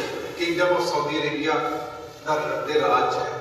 ਦੁਨੀਆ ਸਾਰੇ ਮੁਸਲਮਾਨ ਵੀਜ਼ਾ ਲੈ ਕੇ ਉੱਥੇ ਹਜ ਕਰਦੇ। ਅੱਜ ਜੇ ਸਾਨੂੰ ਵੀਜ਼ਾ ਲੈ ਕੇ ਪਾਕਿਸਤਾਨ ਜਾਣਾ ਪੈਂਦਾ, ਕੱਲ੍ਹ ਅਸੀਂ ਹਿੰਦੁਸਤਾਨ ਦਾ ਵੀਜ਼ਾ ਲੈ ਕੇ ਦੂਸਰੀਆਂ ਜਿੰਨੀਆਂ ਸਾਡੇ ਜਿਹੜੇ ਤੱਕ ਵਿਛੜ ਜਾਣਗੇ ਉੱਥੇ ਚਲੇ ਜਾਵਾਂਗੇ। ਪਰ ਇਹ ਯਾਦ ਰੱਖੋ ਕਿ ਤਖਤ ਉਦੋਂ ਹੀ ਬਚਣਗੇ ਜਦ ਸਿੱਖ ਹੋਂਦ ਬਚੇ, ਔਰ ਸਿੱਖ ਹੋਂਦ ਤਾਂ ਹੀ ਬਚ ਸਕਦੀ ਹੈ ਜੇ ਖਾਲਿਸਤਾਨ।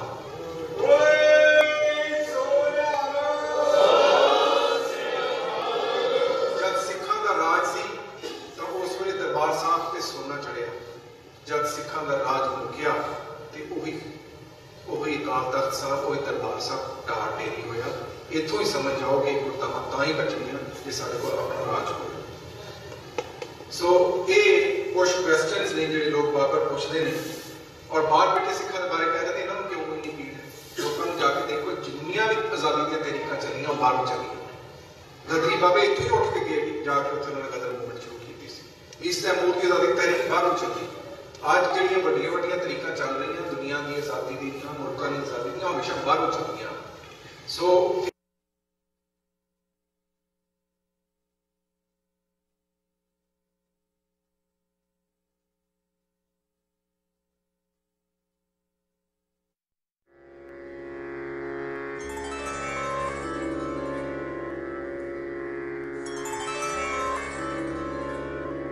ਬਾਣੀ ਗੁਰੂ ਹੈ ਬਾਣੀ ਵਿੱਚ ਬਾਣੀ ਉਹਨਾਂ ਦਾ ਕਬਜ਼ਾ ਅੱਜ ਵੀ ਹੈ। ਬਹੁਤ ਚੰਗਾ ਖਾਂਦੇ ਪਾਉਂਦੇ ਸੀ ਉਸ ਜੀਵ ਤੋਂ, ਪਰ ਉਹਨਾਂ ਨੇ ਫੈਸਲਾ ਕੀਤਾ ਕਿ ਸਾਡੀ ਜਿੱਥੇ ਹੋਂਦ ਸ਼ੁਰੂ ਹੋਈ ਮਿਡਲ ਈਸਟ, ਅਸਾਂ ਉੱਥੇ ਜਾ ਕੇ ਆਪਣਾ ਘਰ ਬਣਾਉਣਾ। ਸੋ ਉਹਨਾਂ ਨੇ ਆਪਣਾ ਘਰ ਬਣਾ ਲਿਆ, ਔਰ ਦੁਨੀਆ ਦੇ ਨਕਸ਼ੇ ਤੇ ਇਸਰਾਈਲ ਸਟੇਟ ਜਿਸ ਤਰ੍ਹਾਂ ਵੀ ਅਗਰੈਸਿਵ ਹੈ, ਬਹੁਤ ਸਾਰਾ ਮਨੁੱਖੀ ਅਧਿਕਾਰ ਦਾ ਕਾਨੂੰਨ ਵੀ ਕਰਦੀ ਹੈ, ਪਰ ਉਹਨਾਂ ਨੇ ਆਪਣੀ ਹੋਂਦ ਬਚਾ ਲਈ। ਉਹਨਾਂ ਨੇ ਆਪਣੀ ਜ਼ੁਬਾਨ ਹੀਬਰੂ ਨੂੰ ਮਰਨ ਨਹੀਂ ਦਿੱਤਾ। ਅੱਜ ਸਾਰੇ ਜੀਵ ਜਿਸ ਤਰ੍ਹਾਂ ਅਸੀਂ 5 ਪ੍ਰਕਾਰ ਪਾਉਂਦੇ ਹਾਂ, ਉਹ ਸਾਰੇ ਦੇ ਸਾਰੇ ਜਿਹੜੇ ਉਹਨਾਂ ਦੇ ਧਾਰਮਿਕ ਪਹਿਨਾਵੇ ਨੇ ਪਾਉਂਦੇ ਨੇ। ਆਪਣੀ ਜ਼ੁਬਾਨ ਸਿੱਖੀ ਹੈ ਸਿਰਫ ਇਸ ਵਾਸਤੇ ਕਿ ਪੈਸਾ ਆ ਜਾਣਾ, ਸੌਖੀ ਜ਼ਿੰਦਗੀ ਗੁਜ਼ਾਰ ਲੈਣਾ। ਇਹ ਕੋਈ ਕੁਛ ਨਹੀਂ ਹੁੰਦਾ ਕੌਮਾਂ ਵਾਸਤੇ। ਕੌਮਾਂ ਦੀ ਅਸਲ ਅਣਖ ਤੇ ਮਾਣ ਹੁੰਦੀ ਹੈ ਉਹਨਾਂ ਦਾ ਮੁਲਕ, ਉਹਨਾਂ ਦਾ ਦੇਸ਼, ਔਰ ਜਿੱਥੇ ਆਏ। ਹੁਣ ਖਾਲਿਸਤਾਨ ਦੀ ਆਪਾਂ ਗੱਲ ਤੇ ਬੜੇ ਉਤਸ਼ਾਹ ਨਾਲ ਕਰ ਰਹੇ ਹਾਂ, ਪਰ ਅਸੀਂ ਕੀ ਉਹਦੇ ਵੱਲ ਵੱਧ ਰਹੇ ਹਾਂ? ਮੈਂ ਆਖਰ 'ਚ ਕੁਝ ਚੀਜ਼ਾਂ ਤੁਹਾਡੇ ਸਾਹਮਣੇ ਰੱਖਣਾ ਚਾਹੁੰਦਾ। ਜੇ ਬੁਰੀਆਂ ਲੱਗਣ ਤਾਂ ਮੈਂ ਪਹਿਲੇ ਮਾਫੀ ਮੰਗ ਲੈਂਦਾ, ਪਰ ਕਿਉਂਕਿ ਮੈਂ ਸਿੱਖ ਕੌਮ ਦਾ ਬਹੁਤ ਸੋਚਦਾ ਰਹਿੰਦਾ, ਇਸ ਵਾਸਤੇ ਮੈਨੂੰ ਪਤਾ ਵੀ ਹੈ ਕਿ ਇਸ ਵਕਤ ਸਿੱਖ ਜਗਤ ਦੀ ਹਾਲਤ ਹੈ। ਇੱਕ ਤਾਂ ਮੈਂ ਇਹ ਬੇਨਤੀ ਕਰਨਾ ਚਾਹੁੰਦਾ ਵੀ ਇਹ ਜਿਹੜੀ ਗੱਲ ਕੀਤੀ ਜਾਂਦੀ ਨਾ, ਪਹਿਲਾਂ ਪੂਰਾ ਸਿੱਖ ਜਗਤ ਇਕੱਠਾ ਹੋਵੇ ਫਿਰ ਖਾਲਿਸਤਾਨ ਦੀ ਗੱਲ ਕਰੋ, ਇਹਦਾ ਕਦੇ ਨਹੀਂ ਹੋਣਾ। ਕਦੇ ਕੋਈ ਵੀ ਕੌਮ ਇੱਕ ਵਿਸ਼ੇ ਤੇ ਸਹਿਮਤ ਨਹੀਂ ਹੋਈ। ਜੇ ਹੁੰਦੀ ਤੇ ਅੱਜ ਜਿਹੜੇ 22 ਕਰੋੜ ਜਾਂ 20 ਕਰੋੜ ਹਿੰਦੁਸਤਾਨ ਮੁਸਲਮਾਨ ਵਾਸਤੇ, ਅੱਜ ਪਾਕਿਸਤਾਨ 'ਚ ਵਾਸਤੇ। ਸੋ ਕੋਈ ਕੌਮ ਨਹੀਂ ਕਦੇ ਵੀ ਇਕੱਠੀ ਨਹੀਂ ਹੁੰਦੀ। हाँ ये जरूर है कि सिख कौम को मिल के अपने मुख मुद्दियां के उत्ते कोई ना कोई स्टांस लैके उत्ते पैरा देना चाहिए। एक होर गल की जाती है कि सिख सिख बन जाए तो आप खालिस्तान बन जाओ। सिख उदों सिख बनेगा जब खालिस्तान होगा, क्योंकि खालिस्तान दे विच ही सिखां दी होंद महसूस होगी। जिथे RSS सिखां दी आइडेंटिटी ते हमले करती होवे, जिथे गुरु ग्रंथ साहब की बेगुरती होवे, उत्थे सिख किस तरह सिख बन जाए। फिर भी क्या जाता भी है मुंडे अजकल के नौजवान जिहड़े मोने आ ये तो फलाना भी सिख नहीं, वो भी नहीं, पूरी दुनिया को फिक्र है कि उन्होंने धर्म के विच लोग अगे आउण, यूथ अगे आए, लोग शामिल होण। असीं लोगों को पंथ तो छेकण बिजी हाँ। जब मोने सिखां को क्रिटिसाइज करते हो तो वो मोने सिख याद रखा करो जिन्होंने संघर्ष के विच अपनी जानां दित्तियां सन और किसी भी सिख तो पिछे नहीं सी। फिर एक दूसरे निंदना छड्डो। ये मैं देखदा भी एक दूसरे बहुत निंदते होमा हंकार इन्ना है कि इकट्ठे बैठण नूं तैयार नहीं। गुरु ने इन्हां चीज़ां दी विरोधता की है। गुरु ने आदेश दिता है कि इन्हां तों बचो। 10वें पातशाह ने तुहानूं एक कौम बनाया है, भाई भाई बनाया है, पर हर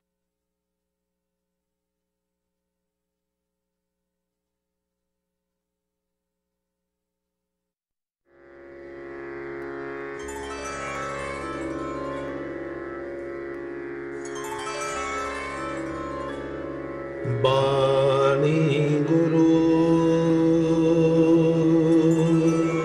गुरु है बाणी विच बाणी। पर उन्हां को पैसा जे असी कंस्ट्रक्टिवली यूज करिए लॉबिंग वास्ते, अपनी कौम का दर्द जिथे पहुंचना चाहिए उत्थे पहुंचाने लगता है, साडी कौम की हालत कुछ हो। हंसराज साहब बहुत सोहना उपराला कर रहे हैं। इस तरह अमेरिकन गुरुद्वारा प्रबंधक कमेटी ते अमेरिकन सिख कॉकस बहुत चंगा काम कर रहा है। इस तरह की होर जथेबंदियां नूं अगे होना चाहिए ताकि सिख कौम का जिहड़ा दुख है वो जिथे पहुंचना चाहिए वो पहुंच सके। हंसराज साहब इस दफा यह जरूर करो कि जिहड़े भी कैनेडियन पॉलिटिशियन इस वेले सिख कम्यूनिटी नूं कॉन्टैक्ट करन वोटां वास्ते, सिख कौम इकट्ठियां होकर एक कन्वेंशन करवाओ पूरे कैनेडियन सिख्स का, अपना एक मैनिफेस्टो तैयार करो कि being Canadian Sikhs what are our demands. भावें वो कंजर्वेटिव होण, भावें लिबरल होण, भावें कोई भी हो, जिहड़ा सिख कॉज नाल खड़न नूं तैयार हो उहनूं वोट दिओ। Don't be taken for granted. सिखां दी अपनी होण दा मसला है, एडी वड्डी कम्यूनिटी है, इन्ने च खुश नहीं हो जाना चाहिए भी एक पार्टी च हुण साडा लीडर जिहड़ा है वो सिख है। अज दी जिहड़ी बड़ी खुशी की गल है कि कैनेडियन कैबिनेट के सिख मौजूद हैं, पर सिख कॉज कितने जा रहा है ये सोचने की गल है। जे वो अपनी कॉज में जुड़न उन्होंने सपोर्ट करो, जो नहीं जुड़ते तो उन्होंने फतेह बुला। फिर यह है कि विक्टिम होड चों बाहर निकलो। असीं हमेशा देखते हैं साडे नाल ऐ हो गया, साडा कलुकारा हो गया, असीं इन्नियां कुर्बानियां दित्तियां, असीं 47 में सिख डिस्प्लेस हो गया। विक्टिम होड नाल कदे कोई कौम नहीं कभी उसारी नहीं। एक होर कौम की हुई सी जेनोसाइड, उन्होंने एक मोटो बना लिया नेवर अगेन, भी साडा पहला होया हुण भी सानूं होया। सिखां नूं यही मोटो नाउ खालिस्तान नाउ और नेवर। जब तक तुसीं ये नाउ एंड नेवर ते नहीं आउंदे ना किसी पासे कौम की गल लगनी नहीं। आपसी लड़ाई छड्डो। और एक गल मैं जरूर करना चाहूँगा कि करतारपुर साहब की गल की गई, मैनूं खुशी भी होती है करतारपुर साहब का दुख। मैनूं एक बंदे ने फोन किया, डॉक्टर साहब बड़ियां बताइयां होण, तुसीं होर सब बहुत सारे दोस्त कोशिश करते रहे हो पिछले समय कि संबंध चंगे होण ते सिखां नूं कोई रिलीफ मिले। मैं कहूँ खुशी भी है तो दुख भी है। कहते डॉक्टर साहब दुख की किहड़ी गल है? मैं क्या दुख इस चीज़ का कि गुलाम कौमां की ये हालत होती है कि उन्होंने थोड़ी जी कितनों ठंडी हवा आए जो खुशी का छाला मारना। सिख कौम राज करती रही है। करतारपुर साहब पंजाब जिथे सिखा ने राज किया। ਅੱਜ सिख कौम की यह हालत है कि कभी उन्होंने इंडियन सरकार को वीज़ा लैने वास्ते जाना पैंदा अपने ही पंजाब के विच। कई तार्किक कन्वेंशनां च नहीं होंगे साडा वीज़ा रुक जाए। करतारपुर साहब ना पाकिस्तान का है ना हिंदुस्तान का है, सिखां का है। और मैं उस दिन देखना चाहना जब करतारपुर साहब के उत्ते खालिस्तान का झंडा लहरा, क्योंकि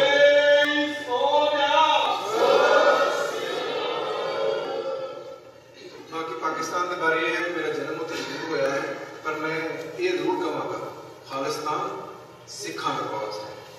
किसी पाकिस्तान से कोई विश्वास ना रखे, क्योंकि जो स्टेट्स होंगी मैं जो किसी कौम मुहब्बत रखना इस वास्ते गल करें पर मूर्ख ही लगना, क्योंकि कौमां दूसरिया कौमां को एक्सप्लॉइट करती। सिख कौम अगे भी किसी जगह पहुँचाने की पाकिस्तान को हिम्मत नहीं सी, पर संघर्ष में पाकिस्तान बार बार जोड़िया जाता है। सिखा का अपना संघर्ष है, किसी पाकिस्तान का संघर्ष नहीं है। पाकिस्तान को अपने मुफाद चाहिए। करतारपुर साहब का वादा जो शुरू होया है, मैं वो वास्ते लिखिया भी सी और बोलिया भी सा कि यदी बुनियाद सिख मुस्लिम भाईचारा होना चाहिए, ना कि पाकिस्तान के भारत के ताल्लुकात।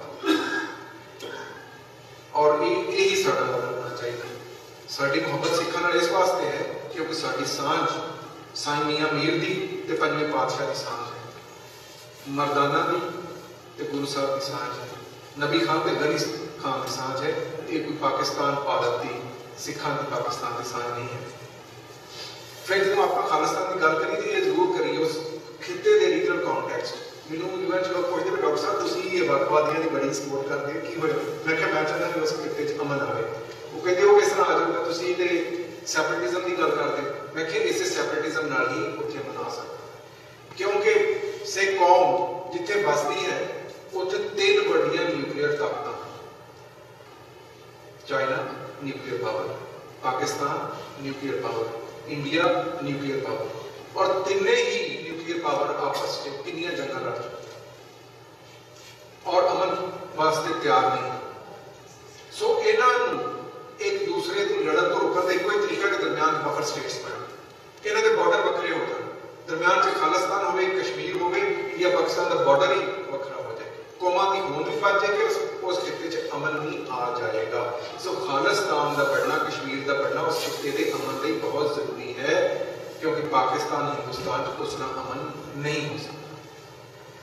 सो जब आप प्रोपोगेट करिए तो इस तरह प्रोपोगेट करिए कि साउथ एशिया दी न्यूक्लियर पावर्स ने उन्होंने एक दूसरे को वखरा करने लई इन्हां बफर स्टेट्स का बढ़ना बहुत ज्यादा जरूरी है। मैं ये बेनती करना चाहना हाँ कि असी इकट्ठे होने हाँ,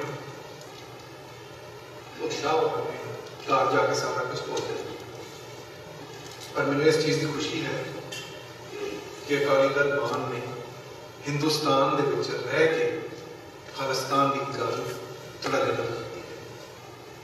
और इतने साडे हंसराज साहब और साडे दूसरे दोस्त जो तरीका तो आए वो करते हैं, पर दुख उस वेले हुंदा खालिस्तान दा नारा लाने वाले जब वोट ते पैसा ते कैंपेन मनी जी है वो इकट्ठी करके टोपी वाले ने देते।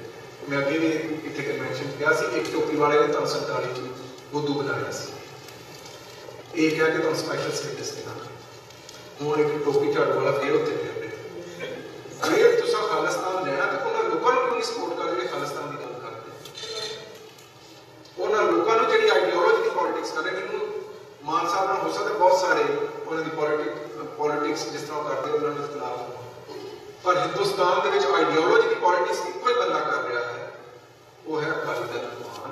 सो इन्होंने सपोर्ट करो जो खालिस्तान की गल अगे चलानी है। मैं आस करता हाँ और मेरा विश्वास है और मेरी जिंदगी का मिशन है, और मैं गुरु को अरदास करना थोड़े सारे के सामने कि यह झंडा जो मैं अपने गल च पाया है एक दिन आए कि यह झंडा यूएन के हेडक्वार्टर के बाहर बोले सोनिहाल।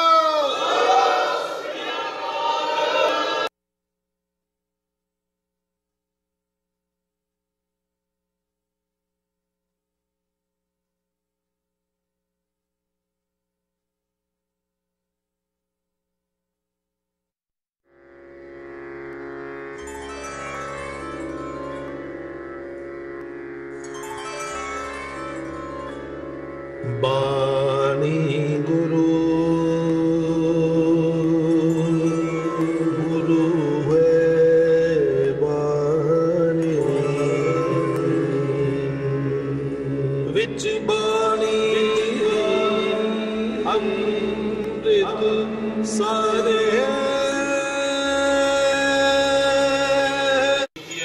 ਔਰ ਉਸ ਤੋਂ ਬਾਅਦ ਗੁਰਦੁਆਰਾ ਗੁਰੂ ਨਾਨਕ ਦਰਬਾਰ ਸਾਹਿਬ ਦੀ ਪ੍ਰਬੰਧਕ ਕਮੇਟੀ ਦਾ Sikh union association of Montreal ਔਰ ਆਪ ਸਭ ਦਾ ਬਹੁਤ ਬਹੁਤ ਵੱਡੀ ਪਰਸਨੈਲਿਟੀਜ਼ ਇੱਥੇ ਬੈਠੀਆਂ ਨੇ, ਵੱਡੇ ਵੱਡੇ ਚਿਹਰੇ ਬੈਠੇ ਨੇ, ਖਾਸ ਕਰਕੇ ਸ਼੍ਰੋਮਣੀ ਅਕਾਲੀ ਦਲ ਅੰਮ੍ਰਿਤਸਰ ਦੇ ਜੁਝਾਰੂ ਜਥੇਦਾਰ ਭਾਈ ਸਾਹਿਬ ਭਾਈ ਕਰਨੈਲ ਸਿੰਘ ਫਤਿਹਗੜ੍ਹ ਸਾਹਿਬ ਜਿਹੜੇ ਓਨਟਾਰੀਓ ਸ਼੍ਰੋਮਣੀ ਅਕਾਲੀ ਦਲ ਅੰਮ੍ਰਿਤਸਰ ਦੇ ਮੁੱਖ ਸੇਵਾਦਾਰ ਵੀ ਨੇ, ਸਰਦਾਰ ਪ੍ਰਵਿੰਦਰ ਸਿੰਘ ਜੀ ਯੂਥ ਦੇ ਪ੍ਰੈਜ਼ੀਡੈਂਟ ਕੈਨੇਡਾ ਈਸਟ ਦੇ, ਸਰਦਾਰ ਬੀਕਮ ਸਿੰਘ ਜੀ ਜੋਗਾ ਨੰਗਲ ਕੈਲੀਫੋਰਨੀਆ ਤੋਂ ਆਏ ਨੇ, ਸਰਦਾਰ ਜਗਦੇਵ ਸਿੰਘ ਜੀ ਕੈਲੀਫੋਰਨੀਆ ਤੋਂ ਆਏ ਨੇ, ਔਰ ਜਥੇਦਾਰ ਤਰਸੇਮ ਸਿੰਘ ਜੀ ਉਚੇਚੇ ਤੌਰ ਤੇ ਕੈਲੀਫੋਰਨੀਆ ਤੋਂ ਇੱਥੇ ਪਹੁੰਚੇ ਨੇ। ਇਹ ਕੈਲੀਫੋਰਨੀਆ ਯੂਨਿਟ ਦੇ ਸ਼੍ਰੋਮਣੀ ਅਕਾਲੀ ਦਲ ਅੰਮ੍ਰਿਤਸਰ ਦੇ ਮੁੱਖ ਸੇਵਾਦਾਰ ਨੇ। ਪੂਨੀਆ ਸਾਹਿਬ, ਭੋਗਲ ਸਾਹਿਬ, ਮੈਂ ਕਿਹਦਾ ਨਾਮ ਲਵਾਂ, ਹਰ ਇੱਕ ਇੱਥੇ ਸਿੰਘ ਦਾ, ਹਰ ਇੱਕ ਸ਼ਖਸੀਅਤ ਦਾ ਇੱਕ ਜੀਵਨ ਸਮਰਪਿਤ ਹੈ। ਸਰਦਾਰ ਮਨਜੀਤ ਸਿੰਘ ਜੀ ਗੁਰੂ ਨਾਨਕ ਲੰਗਰ ਸੇਵਾ ਸੁਸਾਇਟੀ ਤੋਂ, ਤੇ ਸਰਦਾਰ ਸੁਖਵਿੰਦਰ ਸਿੰਘ ਜੀ ਯੂਨਾਈਟਿਡ ਸਿੱਖਸ ਤੋਂ। ਸੋ ਹਰ ਇੱਕ ਕੌਮ ਦਾ ਹਰ ਇੱਕ ਹਿੱਸਾ, ਸਰਦਾਰ ਭੁਪਿੰਦਰ ਸਿੰਘ ਜੀ ਵੀ ਬੈਠੇ ਨੇ, ਇਹਨਾਂ ਦਾ ਵੀ ਬਹੁਤ ਬਹੁਤ ਧੰਨਵਾਦ। ਸੋ ਅਖੀਰ ਦੇ ਵਿੱਚ ਇੱਕ ਪ੍ਰਣ ਅਸੀਂ ਆਪਣੀ ਆਪ ਦੇ ਨਾਲ ਤੇ ਕਲਗੀਧਰ ਪਿਤਾ ਦੇ ਨਾਲ ਕਰਕੇ ਇੱਥੋਂ ਜਾਈਏ ਕਿ ਤੇਰੀ ਕੱਚੀ ਚਮਕੌਰ ਦੀ ਗੜੀ ਅੱਗੇ ਕਿਲਾ ਦਿੱਲੀ ਦਾ ਅਸੀਂ ਝੁਕਾ ਦਿਆਂਗੇ, ਝੋਰਾ ਕਰੀਨਾ ਕਿਲੇ ਅਨੰਦਪੁਰ ਦਾ ਕਿੱਲੀ ਕੁੱਲੀ ਨੂੰ ਕਿਲਾ ਬਣਾ ਦਿਆਂਗੇ।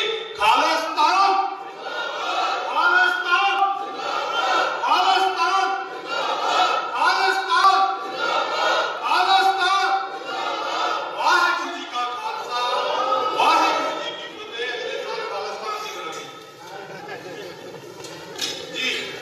ਇੱਕ ਹੋਰ ਜ਼ਰੂਰੀ ਬੇਨਤੀ ਹੈ, ਜਿਹੜਾ ਮੈਂ